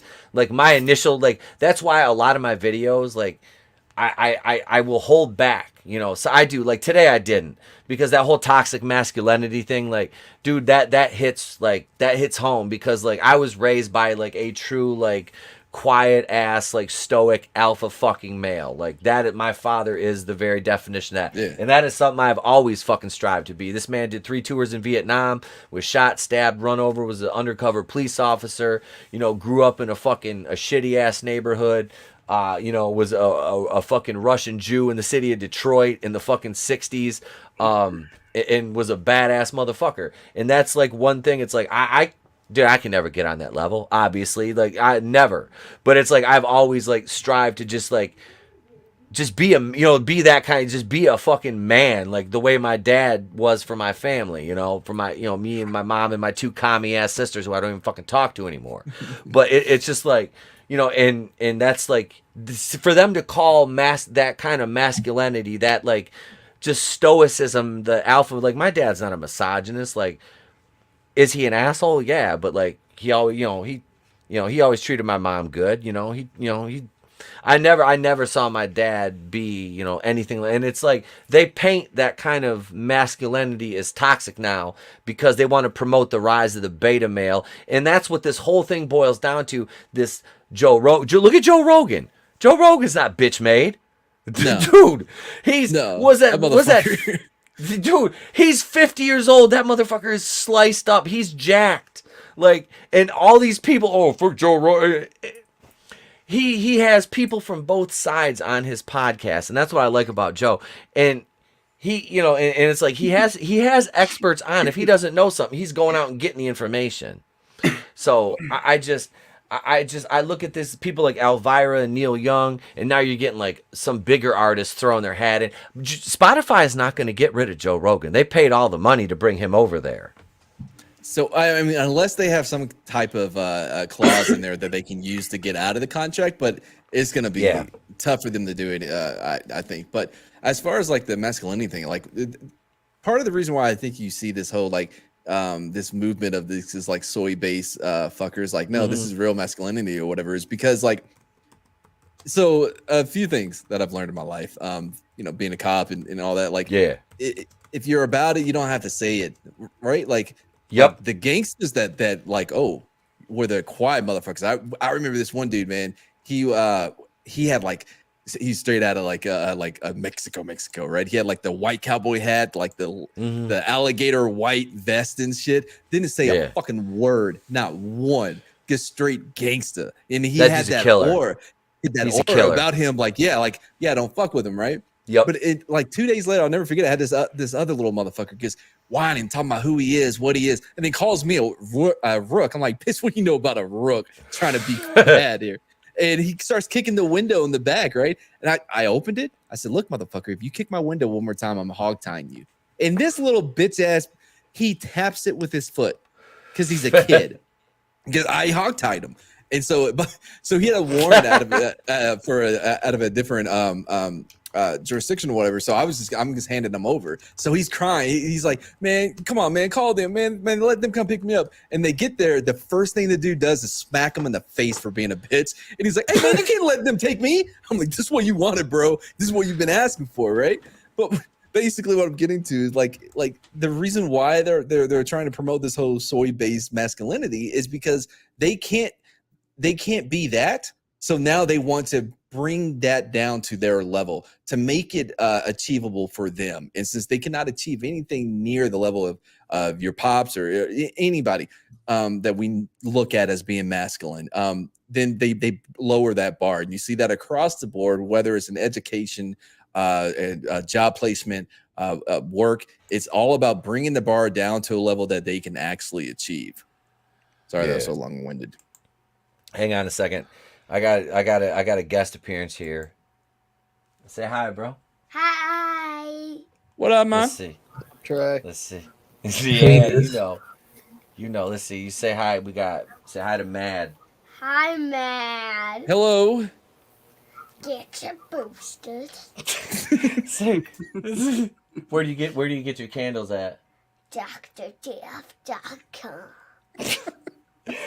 Say hi to B Rose. Get your can. Say Hello. hi to B Rose. Hi, B Rose. Say hi to Juan. Hi, Juan. Hey, man. And you know Zach. Say hey to Zach. Hi, Zach. What's up, Trey? What else you got, man? What are you doing? You just come up to say hi? Have fun. Yeah? Guess what? We were reading Sunsworn tonight, weren't we? This. Don't you do it. Don't you do it, homie. This is Daddy. Oh, Jesus, help me, Rhonda. Don't. I was trying to teach. I met. All right. Hey, what are we doing Friday morning? What are we doing Friday morning? Because you don't have to go to school. What are you doing? Where are we going? We're gonna go to my... Are you Chris Benoit and Eddie Guerrero chopping me right now? You gotta do the woo. You gotta say woo! Woo! There you go. You gotta do it right. Where are we going Friday morning? On Friday morning, we are going to get my hair cut. We're going to breakfast first, though, right? Yep. We're And going to get breakfast and then go to the haircut. barbershop. And on Saturday... What are we doing? You going? Woo! We hanging out with your girlfriend Saturday? Yeah. Dude, this kid is a player. He walks out. Hang on, don't open the door. He walks out of school every day. Like, I go pick him up if I'm not working. I pick him up and he's walking out of school with his girlfriend, like holding hands, like an OG already. I'm like, got him a little tall blonde. It's my boy. Give me some knuckles. All right. Say goodnight. Say goodnight to the chat. This is what I wanted. No, you're not choke slamming me. Block that. Hey, say goodnight. Seriously. Don't make me turn the camera off. Okay, but... Say goodnight. Okay, let me take this. You're gonna try to choke me again, Trump. I know it. I'm not. No, falling. no. You think this is my first day on the job? All right. Say goodnight. Say goodnight. What? See. Say goodnight. Okay. Say goodnight. Night. Night. Night. Good night. Good night, Andy. All right. He's singing the Terminator song now. All right. Good night, homie. Oh yeah, I'm watching all the Tell Mom bring my wine glass back. I wasn't even done. There was like half full, and she took it because you almost spilled it. You said Terminator theme. I thought that was Phil Collins for a second. I can feel it coming from... Wait, no, hang on. I got to do the Biden. Wait, what am I doing? I can smell it coming from your hair tonight. Oh. Can you believe that is the song they chose to use in the Halo trailer? Dude, I played Halo a little bit back in the day. Yeah, everyone so I'm not really like invested in this, but like I watched a couple different, YouTubers breakdowns of this situation. We'll talk about this and we'll talk about this. But so to go back to to round the whole Spotify thing out. I want Matt, do you think what do you think it would take for Spotify to actually do something about this whole situation. In which direction? Like, I mean, do you think there's a plausible scenario where they like punish their cash cow, because he's their golden goose. Joe Rogan is the golden goose right now for Spotify. He's the breadwinner. I think it all come down to numbers. Like, if they see the numbers of how many people it's costing them. In fact, I'm pretty sure they probably already figured a lot of this out when they decided to make this deal, because you don't make that big of a deal without knowing, like, all right, this may cost us down the line some subscribers or whatever, right? How many can we lose before it becomes a bad investment? Like, they have plenty of people, most of them doing all the math and finances on this. Heck, I heard that, you son of a bitch. Yeah. Back to Whoopi, that's all. But yeah, no, man. I think that if it hits that breaking point, maybe they'll try to wiggle out of it through some clause, some bullshit in the contract, or just come to an agreement to pay him out. But I don't know, man, what they're gonna do, really. Good night, Dad. Night, buddy. Stay out. See you. I'll see you in the morning. I'll be in a little bit. Good night. You're going to sleep. Don't stay off my pillow, chump. Got a California king, right? This dude is going like to say he'll be on my side of the bed, just like this, like Superman out right now, because he knows I'll come to bed in like an hour and a half and be like, have to lift him up, move him, so he can be like, ha ha, this is my bed. This is my bed now, Dad. He's like, I'm like, hey, listen, Simba, I'll drop you off the cliff. Like, you think I won't drop you? So speaking, I ain't letting that damn baboon hold you over there. I'm gonna hold you and be like, look, man, I'm the king. Speaking on the numbers, Joe Rogan joined Spotify May of 2020. From then until like the middle, like early 2021, their stock price doubled, and it's just been going down with everybody else. But it doubled in like the year following him joining. So I guarantee that they're gonna pay close attention to his impact. Yeah, and I think some of it would have to do with like not just like how many people they're losing now, but how many would they lose if Joe leaves.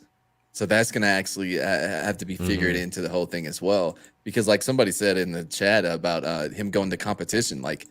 Yeah, Godzillionaire.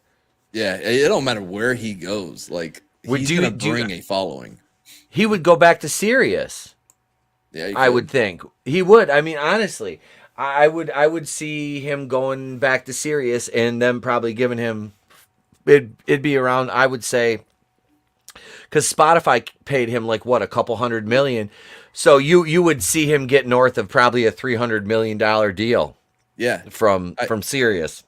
So it would actually work out for him, because not only would he get some type of severance pay or whatever out of that contract. Oh yeah, like, he would immediately go and get another giant contract from someone else. Yep. Yeah, he's the trophy wife that cheated and got caught, and there's 8 guys that have been waiting out the marriage that are all, blue chippers with 401ks that are waiting for her. That's it right there. And that's what Joe Rogan is right now, you whore Rogan. But no, he's the Mackenzie Scott of podcasts. Yes, and I'm jealous. I really am. He could even go to Tim Pool's website. You know what? There. You know what? Say what you want about Tim Pool, one of my twins. But I heard a lot of people call him like a milk toast fence sitter. Yeah. No, he looks at things from both sides of the and I'm not a fucking avid Tim Pool defender. I'm not. Yeah. I watch him casually, but like he's this dude is, as far as reporters now go and media figures, like he's up there, bro. He's been in combat like situations. Like this dude was on the ground in combat situations in shithole third world countries, and he's seen this. And he was a hard leftist at one point. A very liberal individual, and he's kind of come back now, and he's more of a centrist. I wouldn't even say that. I'd just say common sense would be more it. I watched a lot of his content, not his live streams, but like I watched the videos. Yeah. But boy, are they long. Like I already get the point of what you're talking about in the first 15. How do you have another 35 minutes? I wish like there was a yellow flash of like that type of news, Because Yellow Flash, man, like 7-8 minutes, bro, you get everything that whatever that story was about. Like he's really good about that, you know? Yeah. See, that's my problem. My videos are my videos that are 20 minutes get more views than my videos that are like 10 minutes. I guess I'm like, okay, people like my fucking long drawn out fucking. That's the reason he does it, though. He figured out the algorithm and he used it to his advantage. Yeah. And you say this like Tim Pool's stock has risen very much. Oh, Since he, absolutely. So the scenario you just prescribed, where the two of them team up, is actually not out of the realm of possibility. No. Like, could you imagine? Because think about that, because they're not on the same side on a lot of issues, but they're both very rational individuals, and you know they're both fucking stoners. So those two are going to fucking have they would have some amazing conversations. I was gonna say they're both professionals, but yeah, sure, stoners. Yeah, works too. They are.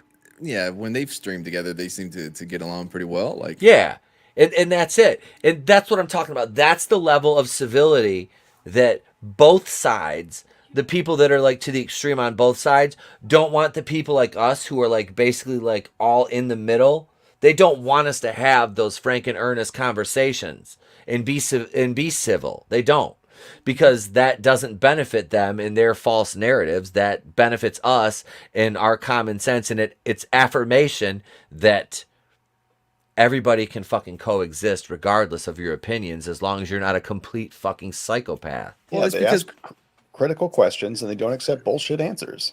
Yeah, the middle ground is where like you actually have to address the ideas and not the people. Like, if you keep it on the fringe, then it's all just going to be ad hominem attacks on each other. But if you go in the middle where people are like, well, let's take a look at what you're saying and let's hash this out and see if it adds up. That's when they're like, no, we don't want that because our shit's all bullshit, you know? Like, right?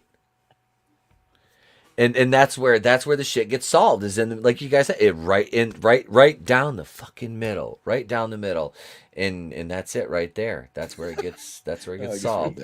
God damn it! All right, hang on. I'm pulling. Wait, I gotta look. See, this is the thing about having two different brands, is I'm not sure which GIFs are on which brand, so. I owe you a Lizzo. Hang on. I owe you a Lizzo.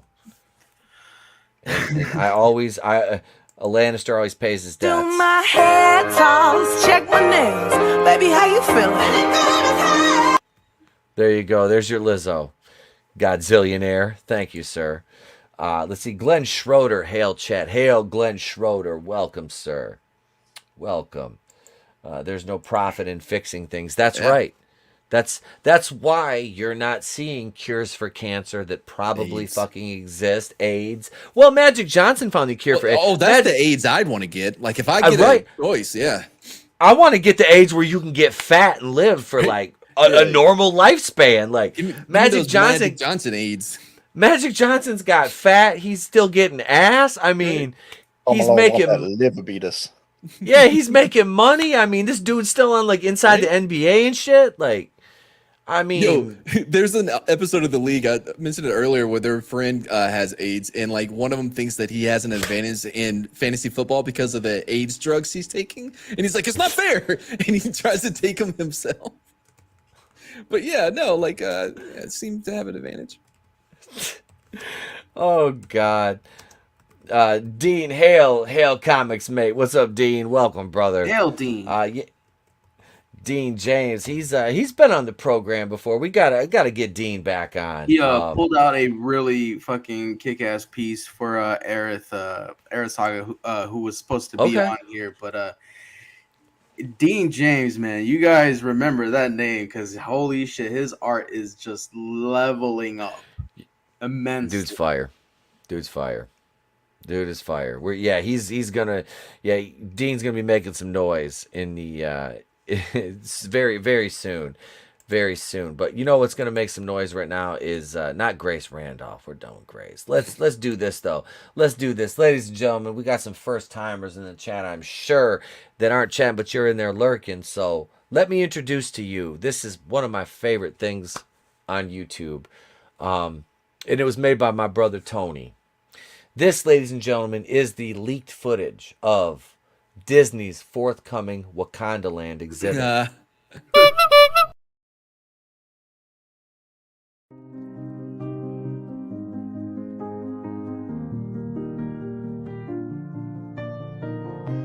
you ever look around at your continent and feel a little down?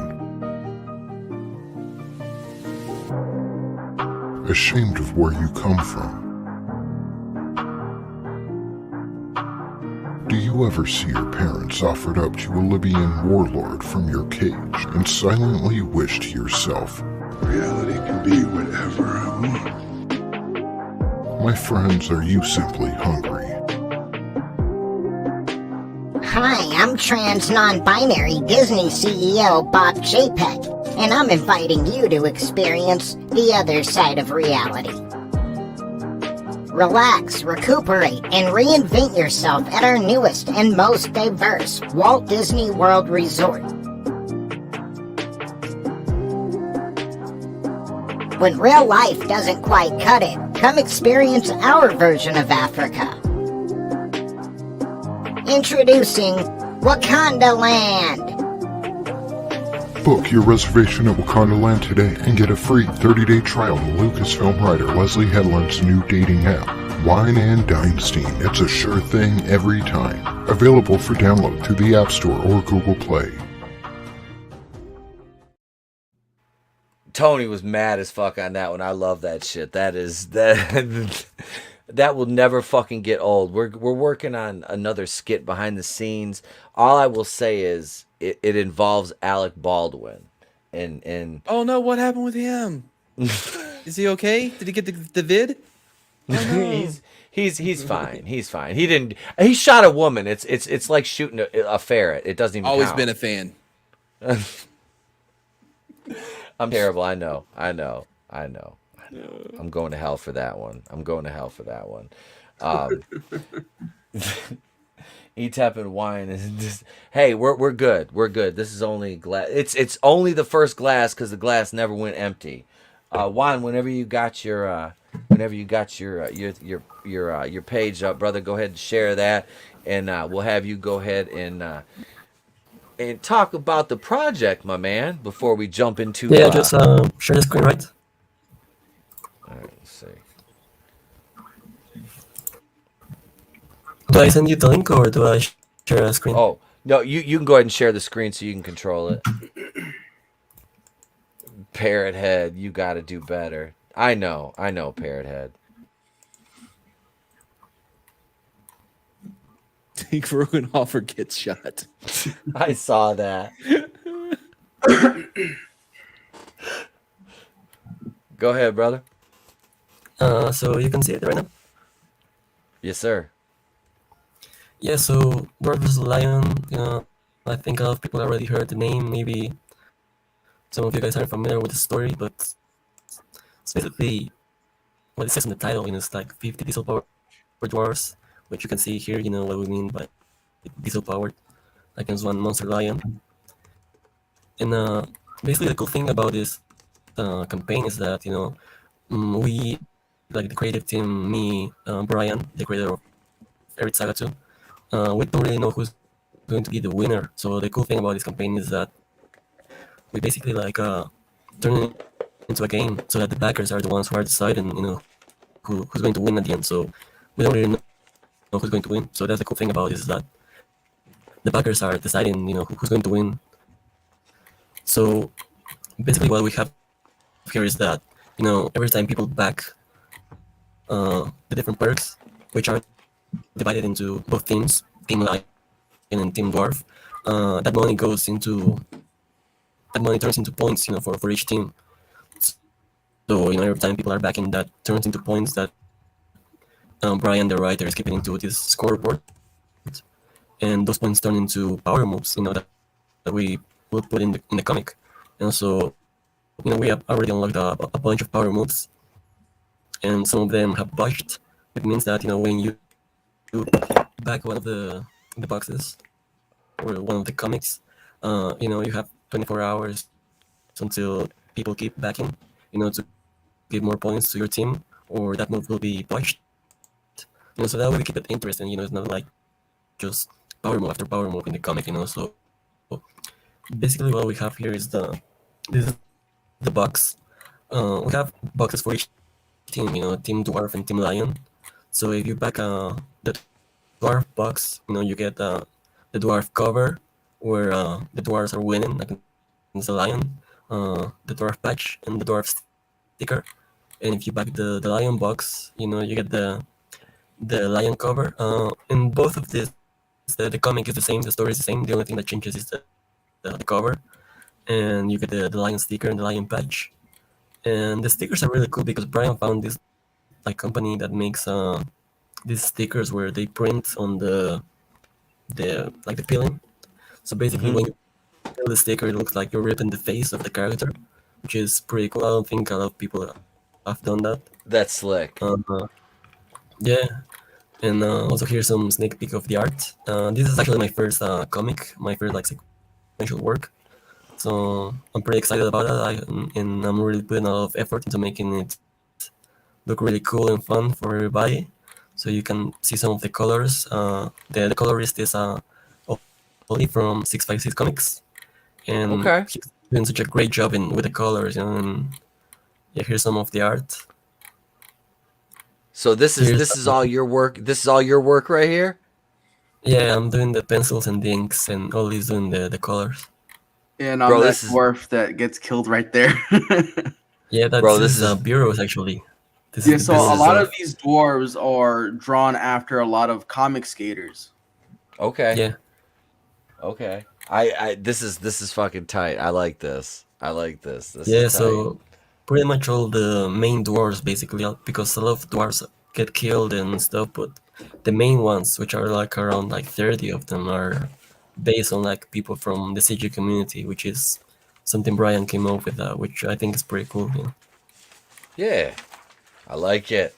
I like the concept. Like yeah. I like involving the backers like this. Yeah, and it's not just like putting them into the comic. It's also like the way, when they back is very interactive. Which is kind of like a game. When they back, they can choose their team and stuff, and they are deciding who's going to win at the end. Because the thing about the story is that I think Bryan was he used to like talk about this with friends in bars and stuff, and everybody would always like say, oh, the dwarves would definitely win, or the lion would definitely win, and people always like choose their own teams, and he turned it into he put that into the campaign, so that people can choose, because everybody has their own idea of who will win in real life, who will win between like a lion and a bunch of dwarves, and I think that's pretty fun and cool, Oh yeah. Hell yeah! It is. It's like one of those scenarios that it's kind of like fantasy booking, Yeah, absolutely, So here's some of the art, those like the first 7 pages. We have the, because people are, people are backing, and then we're seeing which team is winning. We have to like wait for some of the art to, but we already have like half of the book done in terms of the art. And yeah, people are, it's changing all the time, because sometimes people back more of the Team Dwarf stuff, and sometimes it's more like Team Lion. So it's always like, it keeps it really exciting for me, and for Ollie, I'm pretty sure too, because I have to wait to see who's winning, to get more pages to draw, and I think that's pretty cool. I don't think a lot of people work like that, but I think it makes the campaign itself really, new and interesting. Yeah, it definitely gives, like you said, your artist like is on his toes, because it's like, which one am I gonna have to draw? How am I gonna have to draw this next panel? So yeah, it is. It's very cool. It's very interactive, and yeah, that'll keep your backers like really involved in basically the entire process. Yeah, exactly. Then Bryan always like comes up with those like cool ideas, and even with his other campaigns, which he does on Airith Saga, he always like comes up with new stuff and makes ways to make the campaign itself very interactive, to keep the backers interested. It's not just like you back and then you forget about it until you get the book. It's like you have to like keep seeing the campaign all the time to see which team is winning, which I think is pretty cool. Yeah, and I do like that, because like Indiegogo gives you like the updates on everything, and I like seeing that the ones I back, like along the way, you get like updates on things and like your stretch goals and stuff like that. So yeah, and this, like I said, I've never seen anything like this before that's this interactive. So yeah, I think this will do well, honestly. This is very cool. So is it up now, or Yeah, you guys it's are up actually and like running now? we're Okay, really all right. close to ending the first 30 days, Okay, and we're really close to $10,000, which I think is really cool. perfect. Really close to 160 backers, and I think we're going to extend it after this, for another 30. But yeah, we're really close to actually with the artwork. We're like I said, we're halfway done. So we're Yeah. really moving, really fast with the whole project. Nice. It looks great. I love the concept. And it looks like you guys are having good success with it so far. So excellent, man. Well, like I said, and we'll bring you back on, and so you can, if you're gonna keep going with it, we want to bring you back on throughout the campaign and the fulfillment process to just kind of get updates on it and everything. So yeah, Yeah, thank you. sure. Yeah, so should I show like the perks like real quick before I finish? Absolutely. Yeah, so like basically the perks that we have so far is like I show you guys before, we have the two boxes, and the feature perk is both boxes. If you want to get all the cool stuff, if you don't want to like choose just one team and you want to get the whole thing, you can get the both boxes, which I think is pretty cheap. For $45, I think just one box should be like 45, but for 45 you get both of them. So that I think that's a pretty cool deal. And Mm-hmm. just the dwarfs is like for the people who just want to get a comic. Some people don't really want to get all the extra stuff; they just want to read the book. So just the dwarfs is just it's the comic with the dwarfs cover. If you support Team Dwarf, you get Mm-hmm. this one, and you're adding points to Team Dwarf. And we have the same for Team Lion. Just the Lion comic. Just both of them, just the comics. No, nothing like not stickers or the patches or anything else. It's just the books. Then you have the Team Dwarf box, which comes with the patch and the stickers, and the Team Lion box, which comes with the same thing, but of course, the whole design is based on the lion winning. And Okay. you have a couple of sketch cards by me and by Ollie, the colorist. Advertisement in the book, which I think it's pretty. If you have a project, I think this is a nice book to promote it, because a lot of people are going to see it. Also, Become a Dwarf, which sold out in I think that same day, because a lot of people really want to be a dwarf in the story. That's awesome. And also we had the back cover, which has also been sold. And yeah, basically, I would really recommend everybody to get both boxes, because that way you get the whole thing for under $50, which I think is a pretty cool deal. Mm-hmm. How So many yeah, that's pages? pretty much How it. many pages is the book gonna be? 32. Maybe we are going Okay. to extend it a little bit more, but 32 Okay. is yeah. Well, excellent, excellent, man. Thank you, Juan. I appreciate it, brother. I love the whole campaign. The what you're doing with it. It's great, man. You're doing good things. Same thing with B Rose over there. This is why it's so important to support these independent creators. Those links are available in the chat. Grab those. And we got to say good farewell to Brightest Day. He's got to bounce out. Thank you for being here, brother. Appreciate you, man. Not muted before I start this shit. Thank you for having me on. It's great to be back. Those look like amazing comics, guys. Yeah, go check those Indiegogo links in the chat. Support independent creators. Thank you for having me on. Just want to say thank you, everyone that subscribed to my channel. I'm head over 1,000. Yes.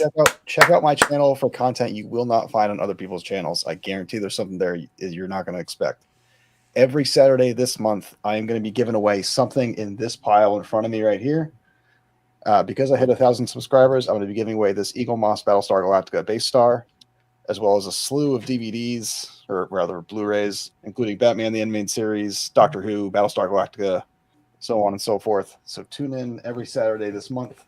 It's be 1 p.m. Eastern. You get a chance to win those. That's just me saying thank you to you guys. Tomorrow night, I'll be streaming on Twitch, and then I will be on Supreme Heretics channel for Pegasus Actual Podcast. Don't miss that. Monday, Wednesday, Saturday, my channel, Booked with Brightest Day. I read sci-fi novels to you. Thank you, guys. Have a good night. Peace and love. See you, brother. Have a great one, man.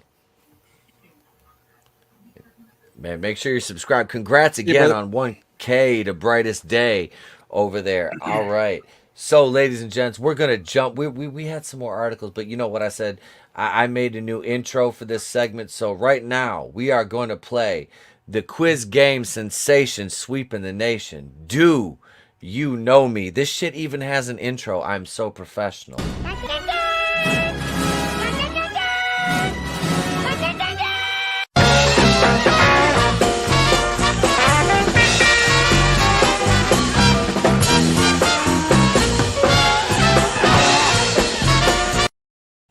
All right, ladies and gents in the chat, we did this on Monday night.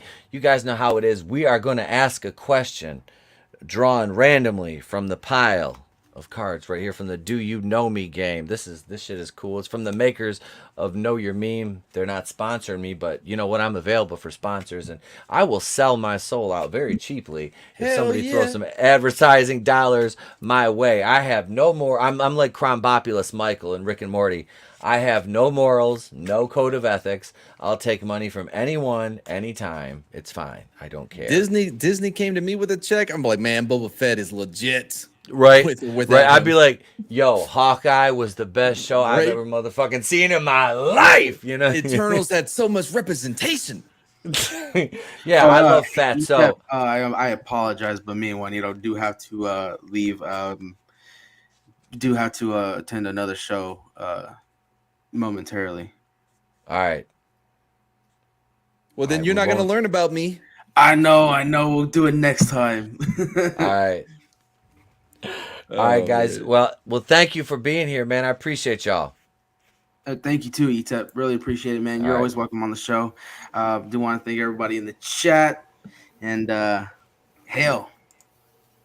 Yeah, thank you for having us, man. It was really fun. You're welcome, Juanito. Absolutely. I hope brother. to be Have back a great night, guys. In the future. Yeah, absolutely, bro. Have a great night, guys. See you guys. All right, hey, man. See you guys. Well, it looks like it's just me and you, cowboy. All right, man. All right, let's see. All right, so we'll do 3 questions each here. Here we go. All right. Can Mad name all 8 planets? All right. So first of all, are we working under the idea that Pluto is considered a planet? That's another Rick and Morty.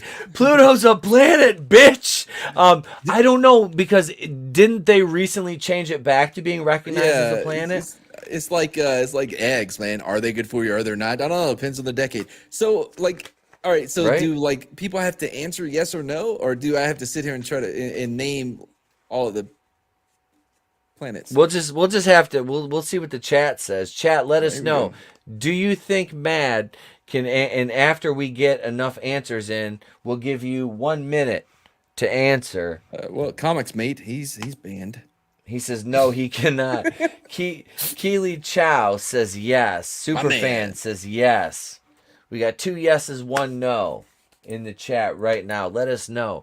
Can Mad identify all 8 planets?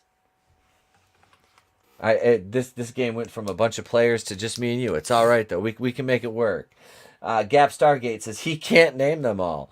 Brutal Morningwood says name them. Yes. Correctly? Possibly. So we've got 2 no's and 2 yeses so far. No. More yeses than that. 1, 2, 3, 4, 5. Nano Reaper says yes, especially outer planets. Superfan says Matt is smart beyond being a smartass. This is true. I will concur that. Parrot Head says what planets? Manliness and motivation. Keep dialing. All right. So you want me to give it a shot? All right. Yes, sir. Okay. They may not be in order. Right. All right. So, and most of this is based off of the intro to Third Rock from the Sun. So you have Mars, you have Earth, you have Venus, you have Saturn, you have Uranus. Yep. Jupiter. Okay. Mercury. Yep. All right. What am I at? 7? I got 1 left. 7. You got 1 left. So is Pluto being counted as the 8th one? I would say Pluto is a planet. Pluto is always a planet. 8. Nailed that's it. 8. Nailed it right there. See, ladies and gentlemen. Let's see. Yeah, I know science. So, Nano It's science, bitch. Nano Reaper got it right. Brutal Morningwood got it right. Superfan got it right. Keely Chow got it right. Mad named all 8 Named planets. him in order my ass. All right, my turn. I knew you would get Uranus as Nano Reaper.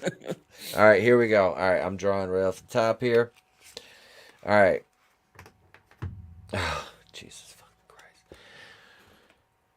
ETAP. Can ETAP name 4 members of the Kardashian family?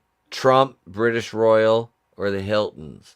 The Kardashians, Khloe, Kim, Courtney, and what's the fucking mom's name? Is it Kiki? No, that's Kiki Palmer. Yeah, that's from the OC. Yeah, what the fuck is that? What are the daughters in it? Kim, Khloe, Courtney, and is Kavanaugh one of them? Kim, Khloe, Courtney, and which one was the fucking Amazon that was married to Lamar Odom? Was that Khloe? Chloe's married to Scott Disick. Kim was married to Kanye. What's the heifer's name that was married to Lamar Odom? That fucking crackhead. Kim, Khloe, Courtney, and Kendall. There. Kim, Khloe, Courtney, and Kendall. There's 4. Trump, Donald, Melania, Barron, and Ivanka. The British Royals, Prince Harry, Prince William, fucking Meghan Markle, and the Queen Elizabeth. Meghan's in the royal family. She's by marriage. Right? Yeah, okay, I'll give it to you. The Hilton family. Shit, all I know is Paris and Nicole. The sisters. Was it They're Nikki? not sisters. No. They're not? I thought they were sisters. Paris and Nicole? No, Nicole is no, not Nick. No, Paris and what's Paris fucking? She has a sister. I have no idea what her fucking sister's name is. She was kind of hot. You had though. it too, Nikki, right? I thought it was Nikki Hilton. Yeah. Somebody in the chat Google it. I refuse to Google it because it's against the rules. I think I answered that sufficiently. I think so, yeah. All right, Mad's turn. Gap Stargate just says Lizzo. God damn it. All right, I'm too drunk for that right now. All right, right off the top. All right. Can Mad name a founder of Starbucks? Netflix, Microsoft, or Google? Okay, Starbucks. Albert Starbuckian started the first one in Seattle. Netflix, didn't that guy start with ties, or was that an episode of The League? That may have been The League. What was the other one? Microsoft? That was started by Bill Gates. Yep. What was the last one? Google. Oh, that was started by Mr. Google. Googleian. Mr. Googlestein. Was that not Gates as well, right? No. Wait, Google wasn't that? Wait, Jobs was Apple. Yeah. Who the fuck started Google? Huh. I don't know. I have no idea. I don't know, bro. How the hell am I supposed to know Starbucks founder? That's a toughie. All right, let's move on. All right, chat, y'all ready? Here we go. This one's for you now, chat. All right, this was let's see.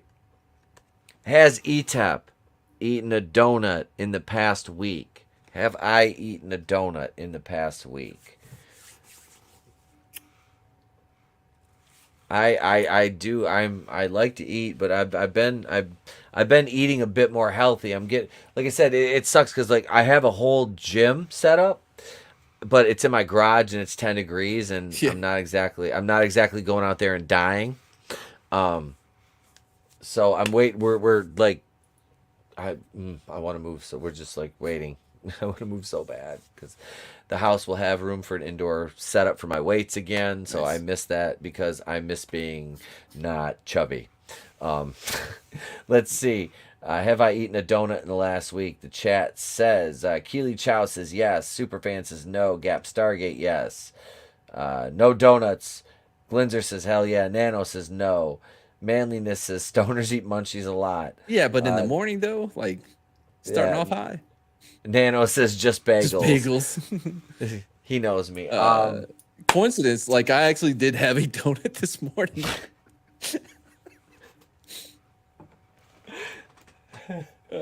From Dunkin' Donuts, I think. Yeah. I have Dunkin' Donuts coffee. Parrot Head has ETEP eaten ass in the last week. What wine goes? Sorry. Did you read the next one? What wine goes with donuts? That's going to be a Pinot Noir. I don't know. I don't know. Pinot Noir. That's definitely a Pinot Noir. Yeah. Yep.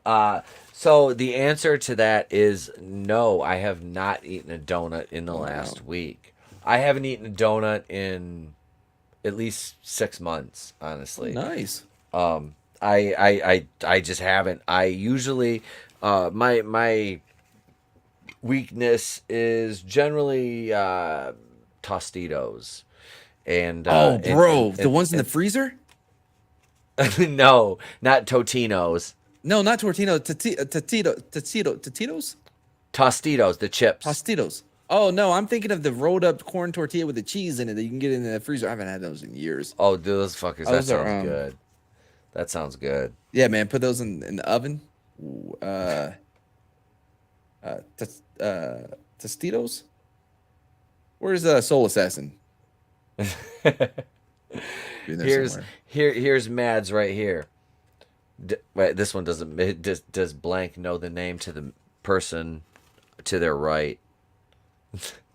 Do I know what about you? Do you know the middle name of the person to your right? Yeah, well, Kuian. I actually think I slipped up and said my actual middle name. Like I didn't no, not tonight. It was last night. Okay, here we go. This one's funny. Has Matt ever been arrested? No, I haven't been arrested. No. I mean, like, I stole a cop car once, but I was a cop, so it was different. I didn't get in trouble. That was super bad shit right there. I got warrants. I'm on paper. Yo, I got 3 warrants, man, out of Copper's Cove. I think Copper's Cove, isn't it what it's called? It's outside Killeen, about a damn cat. Bro, so the ex-wife and I, we adopted this cat. Cat was a complete asshole. We ended up giving it to my dad. My dad loved it because, like, it was an asshole. So my dad's like, oh, it's a good cat. And it was a pain in the ass. Anyway, so my dad, like, his ranch, like, they're next door. Like, the closest person to them is a vet. So they get the shots and the chip and all that other bullshit, right? And sent the paperwork to the shelter or whatever that we adopted it from. Shelter never got it. I changed my number. I'm in the police academy. The ex-wife calls me and is like, yo, I guess was on your old phone or whatever for whatever reason. And like, you had so many messages and they're talking about you got warrants over this cat. By the way, the cat's been dead for like 6 months at this point. So I got to call my captain, right? The patrol captain. And I'm like, hey, I don't know how to tell you this, but I got warrants. He's like, warrants? Warrants for what?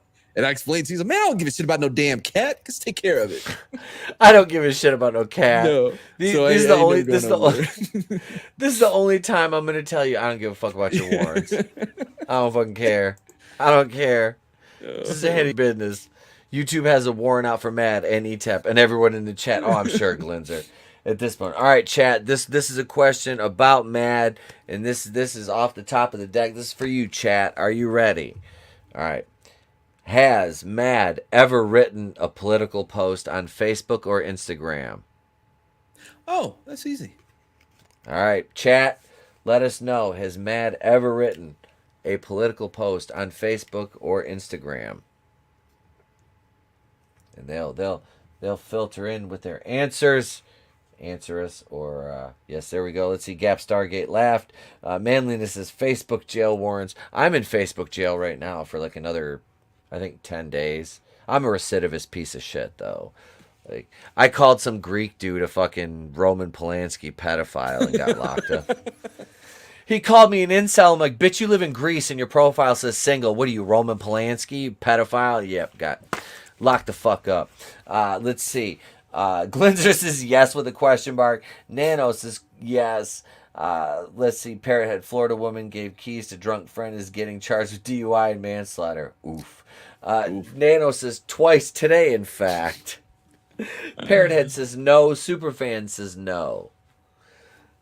So I do not know my Facebook password. I have not known it for probably going on 3 years now. I haven't been on there. So I've never posted anything political. And Instagram, I have an account. That's the extension of my Instagram right there. Like, I've never posted anything on there either. So no, actually, I've never posted anything political on Facebook or Instagram. Well, chat, there you go. There you go. Congrats, Nano Reaper super fan. And Parrothead got that one right. Has Matt ever shown bare boobs on his channel? True. Yes. Movie Infested. Yeah, that movie was awesome, bro. It was about these like bees that take over your mind. Had the pink Power Ranger in it too. But Amy? Yeah. Amy Jo Johnson. Yeah. Anyway, that was a good movie though. But yeah, Dude, we accidentally had some boobs pop up. Did you see the one chick that's like the Yellow Ranger now? Like this She's blonde? dead, right? No. It's not the Asian Yellow Ranger. Oh. Like hot blonde, like 6-pack gym rat yellow fucking Ranger. Like she's like 25. Somebody pointed her out. Draven pointed her out. He's like, yeah, what about that? I'm like, holy shit, dude. Why hasn't Marvel contacted this fucking chick yet? Like, like, smoke show. All right, last question. This one will be for me. Here we go, right off the top. Chat, this one's for you. Oh boy. All right. Does ETEP talk in their sleep? You don't have to call me they, them. I don't. Does ETEP talk in his sleep? Chat, go ahead. This one's for you. I'll answer while we wait. Yeah, I have go talked to my sleep before. Like, I remember I was in high school and this chick that I was dating or whatever, she got pissed at me because apparently I was calling out some other girl's names, like 2 or 3 in my sleep. And I woke up, she's on the couch. Yeah, no, I've said some things in my sleep. Bro, I once punched myself in the nose in my sleep. I was asleep on my arm like this, and like I like did that twitch thing, and just right into my nose. Have you ever woken up in an empty house after being punched in the nose and there's no one to blame? Oh, I burnt it down. I figured it was ghost, but then I was like, oh wait. I got my wife and I were together for like maybe a year. It was just over. It was about 2 years because we were engaged. And she had her engagement ring on, which is like had like a row of like diamonds, like with like a kind of like a bigger one in the middle. And New Year's Eve, right? We're staying because I moved back in with my parents after Satan and I split up. So me and her, like we're right before we got married, like we bought a house, our first house and shit. And so we're up in my room. We went out with some of my friends. We come home like New Year's Eve, and I woke up the next morning. I'm like, fuck, what happened to my nose? I'm like, so in the middle of the night, she rolled over and like backhanded me with her fucking engagement ring, and like caught me right across the bridge of my fucking nose. Oh, I'm like, shit.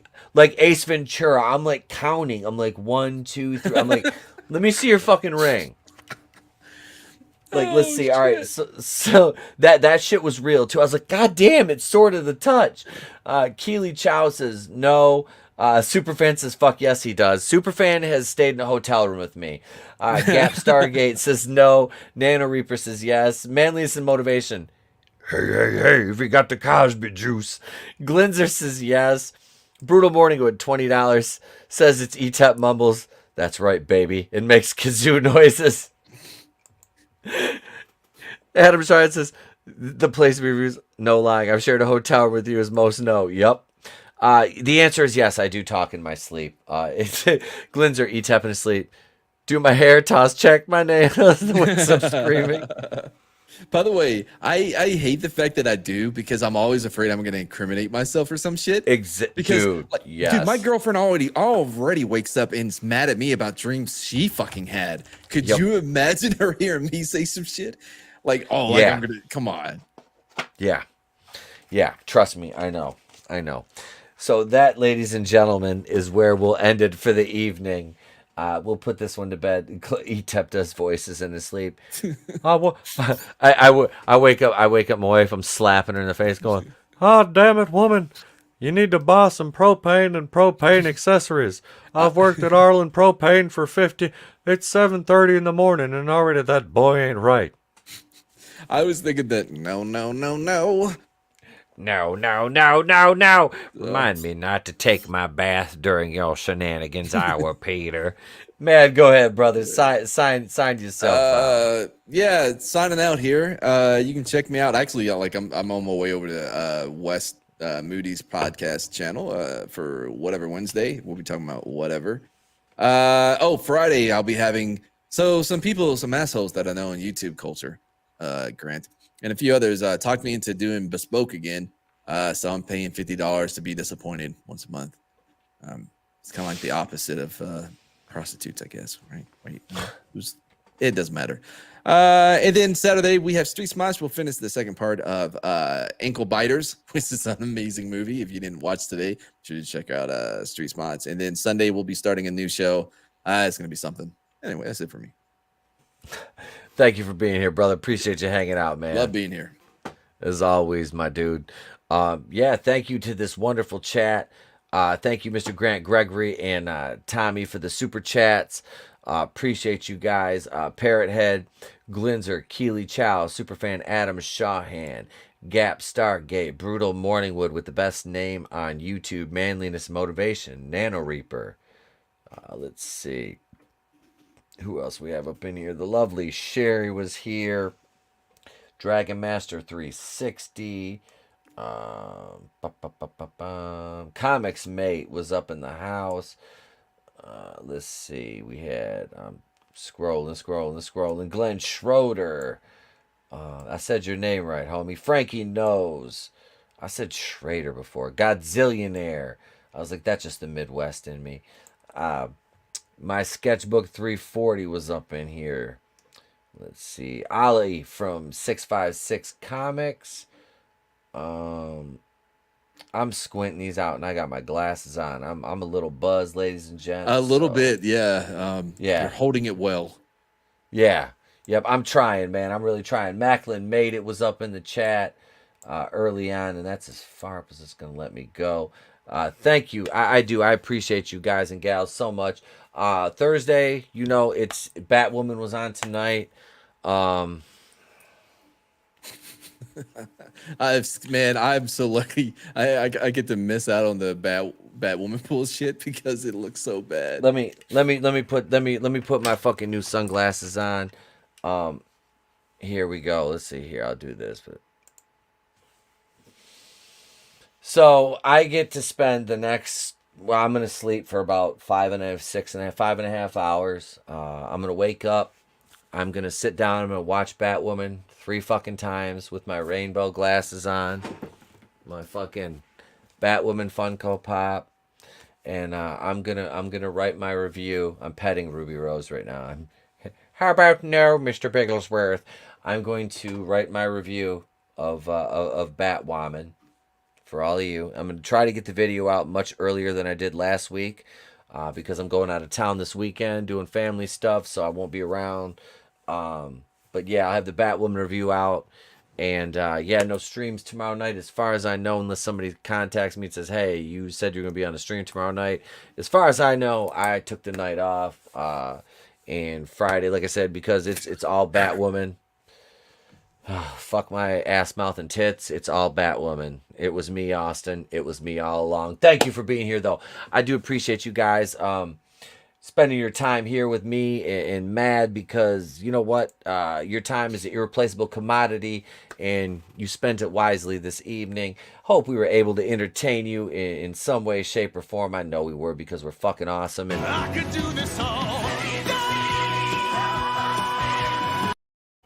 God, that never gets old. I'm Tepo Kuian of the Place to Be Reviews. I have been here with all of yous. If I don't see you, have a great day, a pleasant tomorrow. I'll catch you on the next one. And ladies and gentlemen, remember, It's better to burn out than to fade away.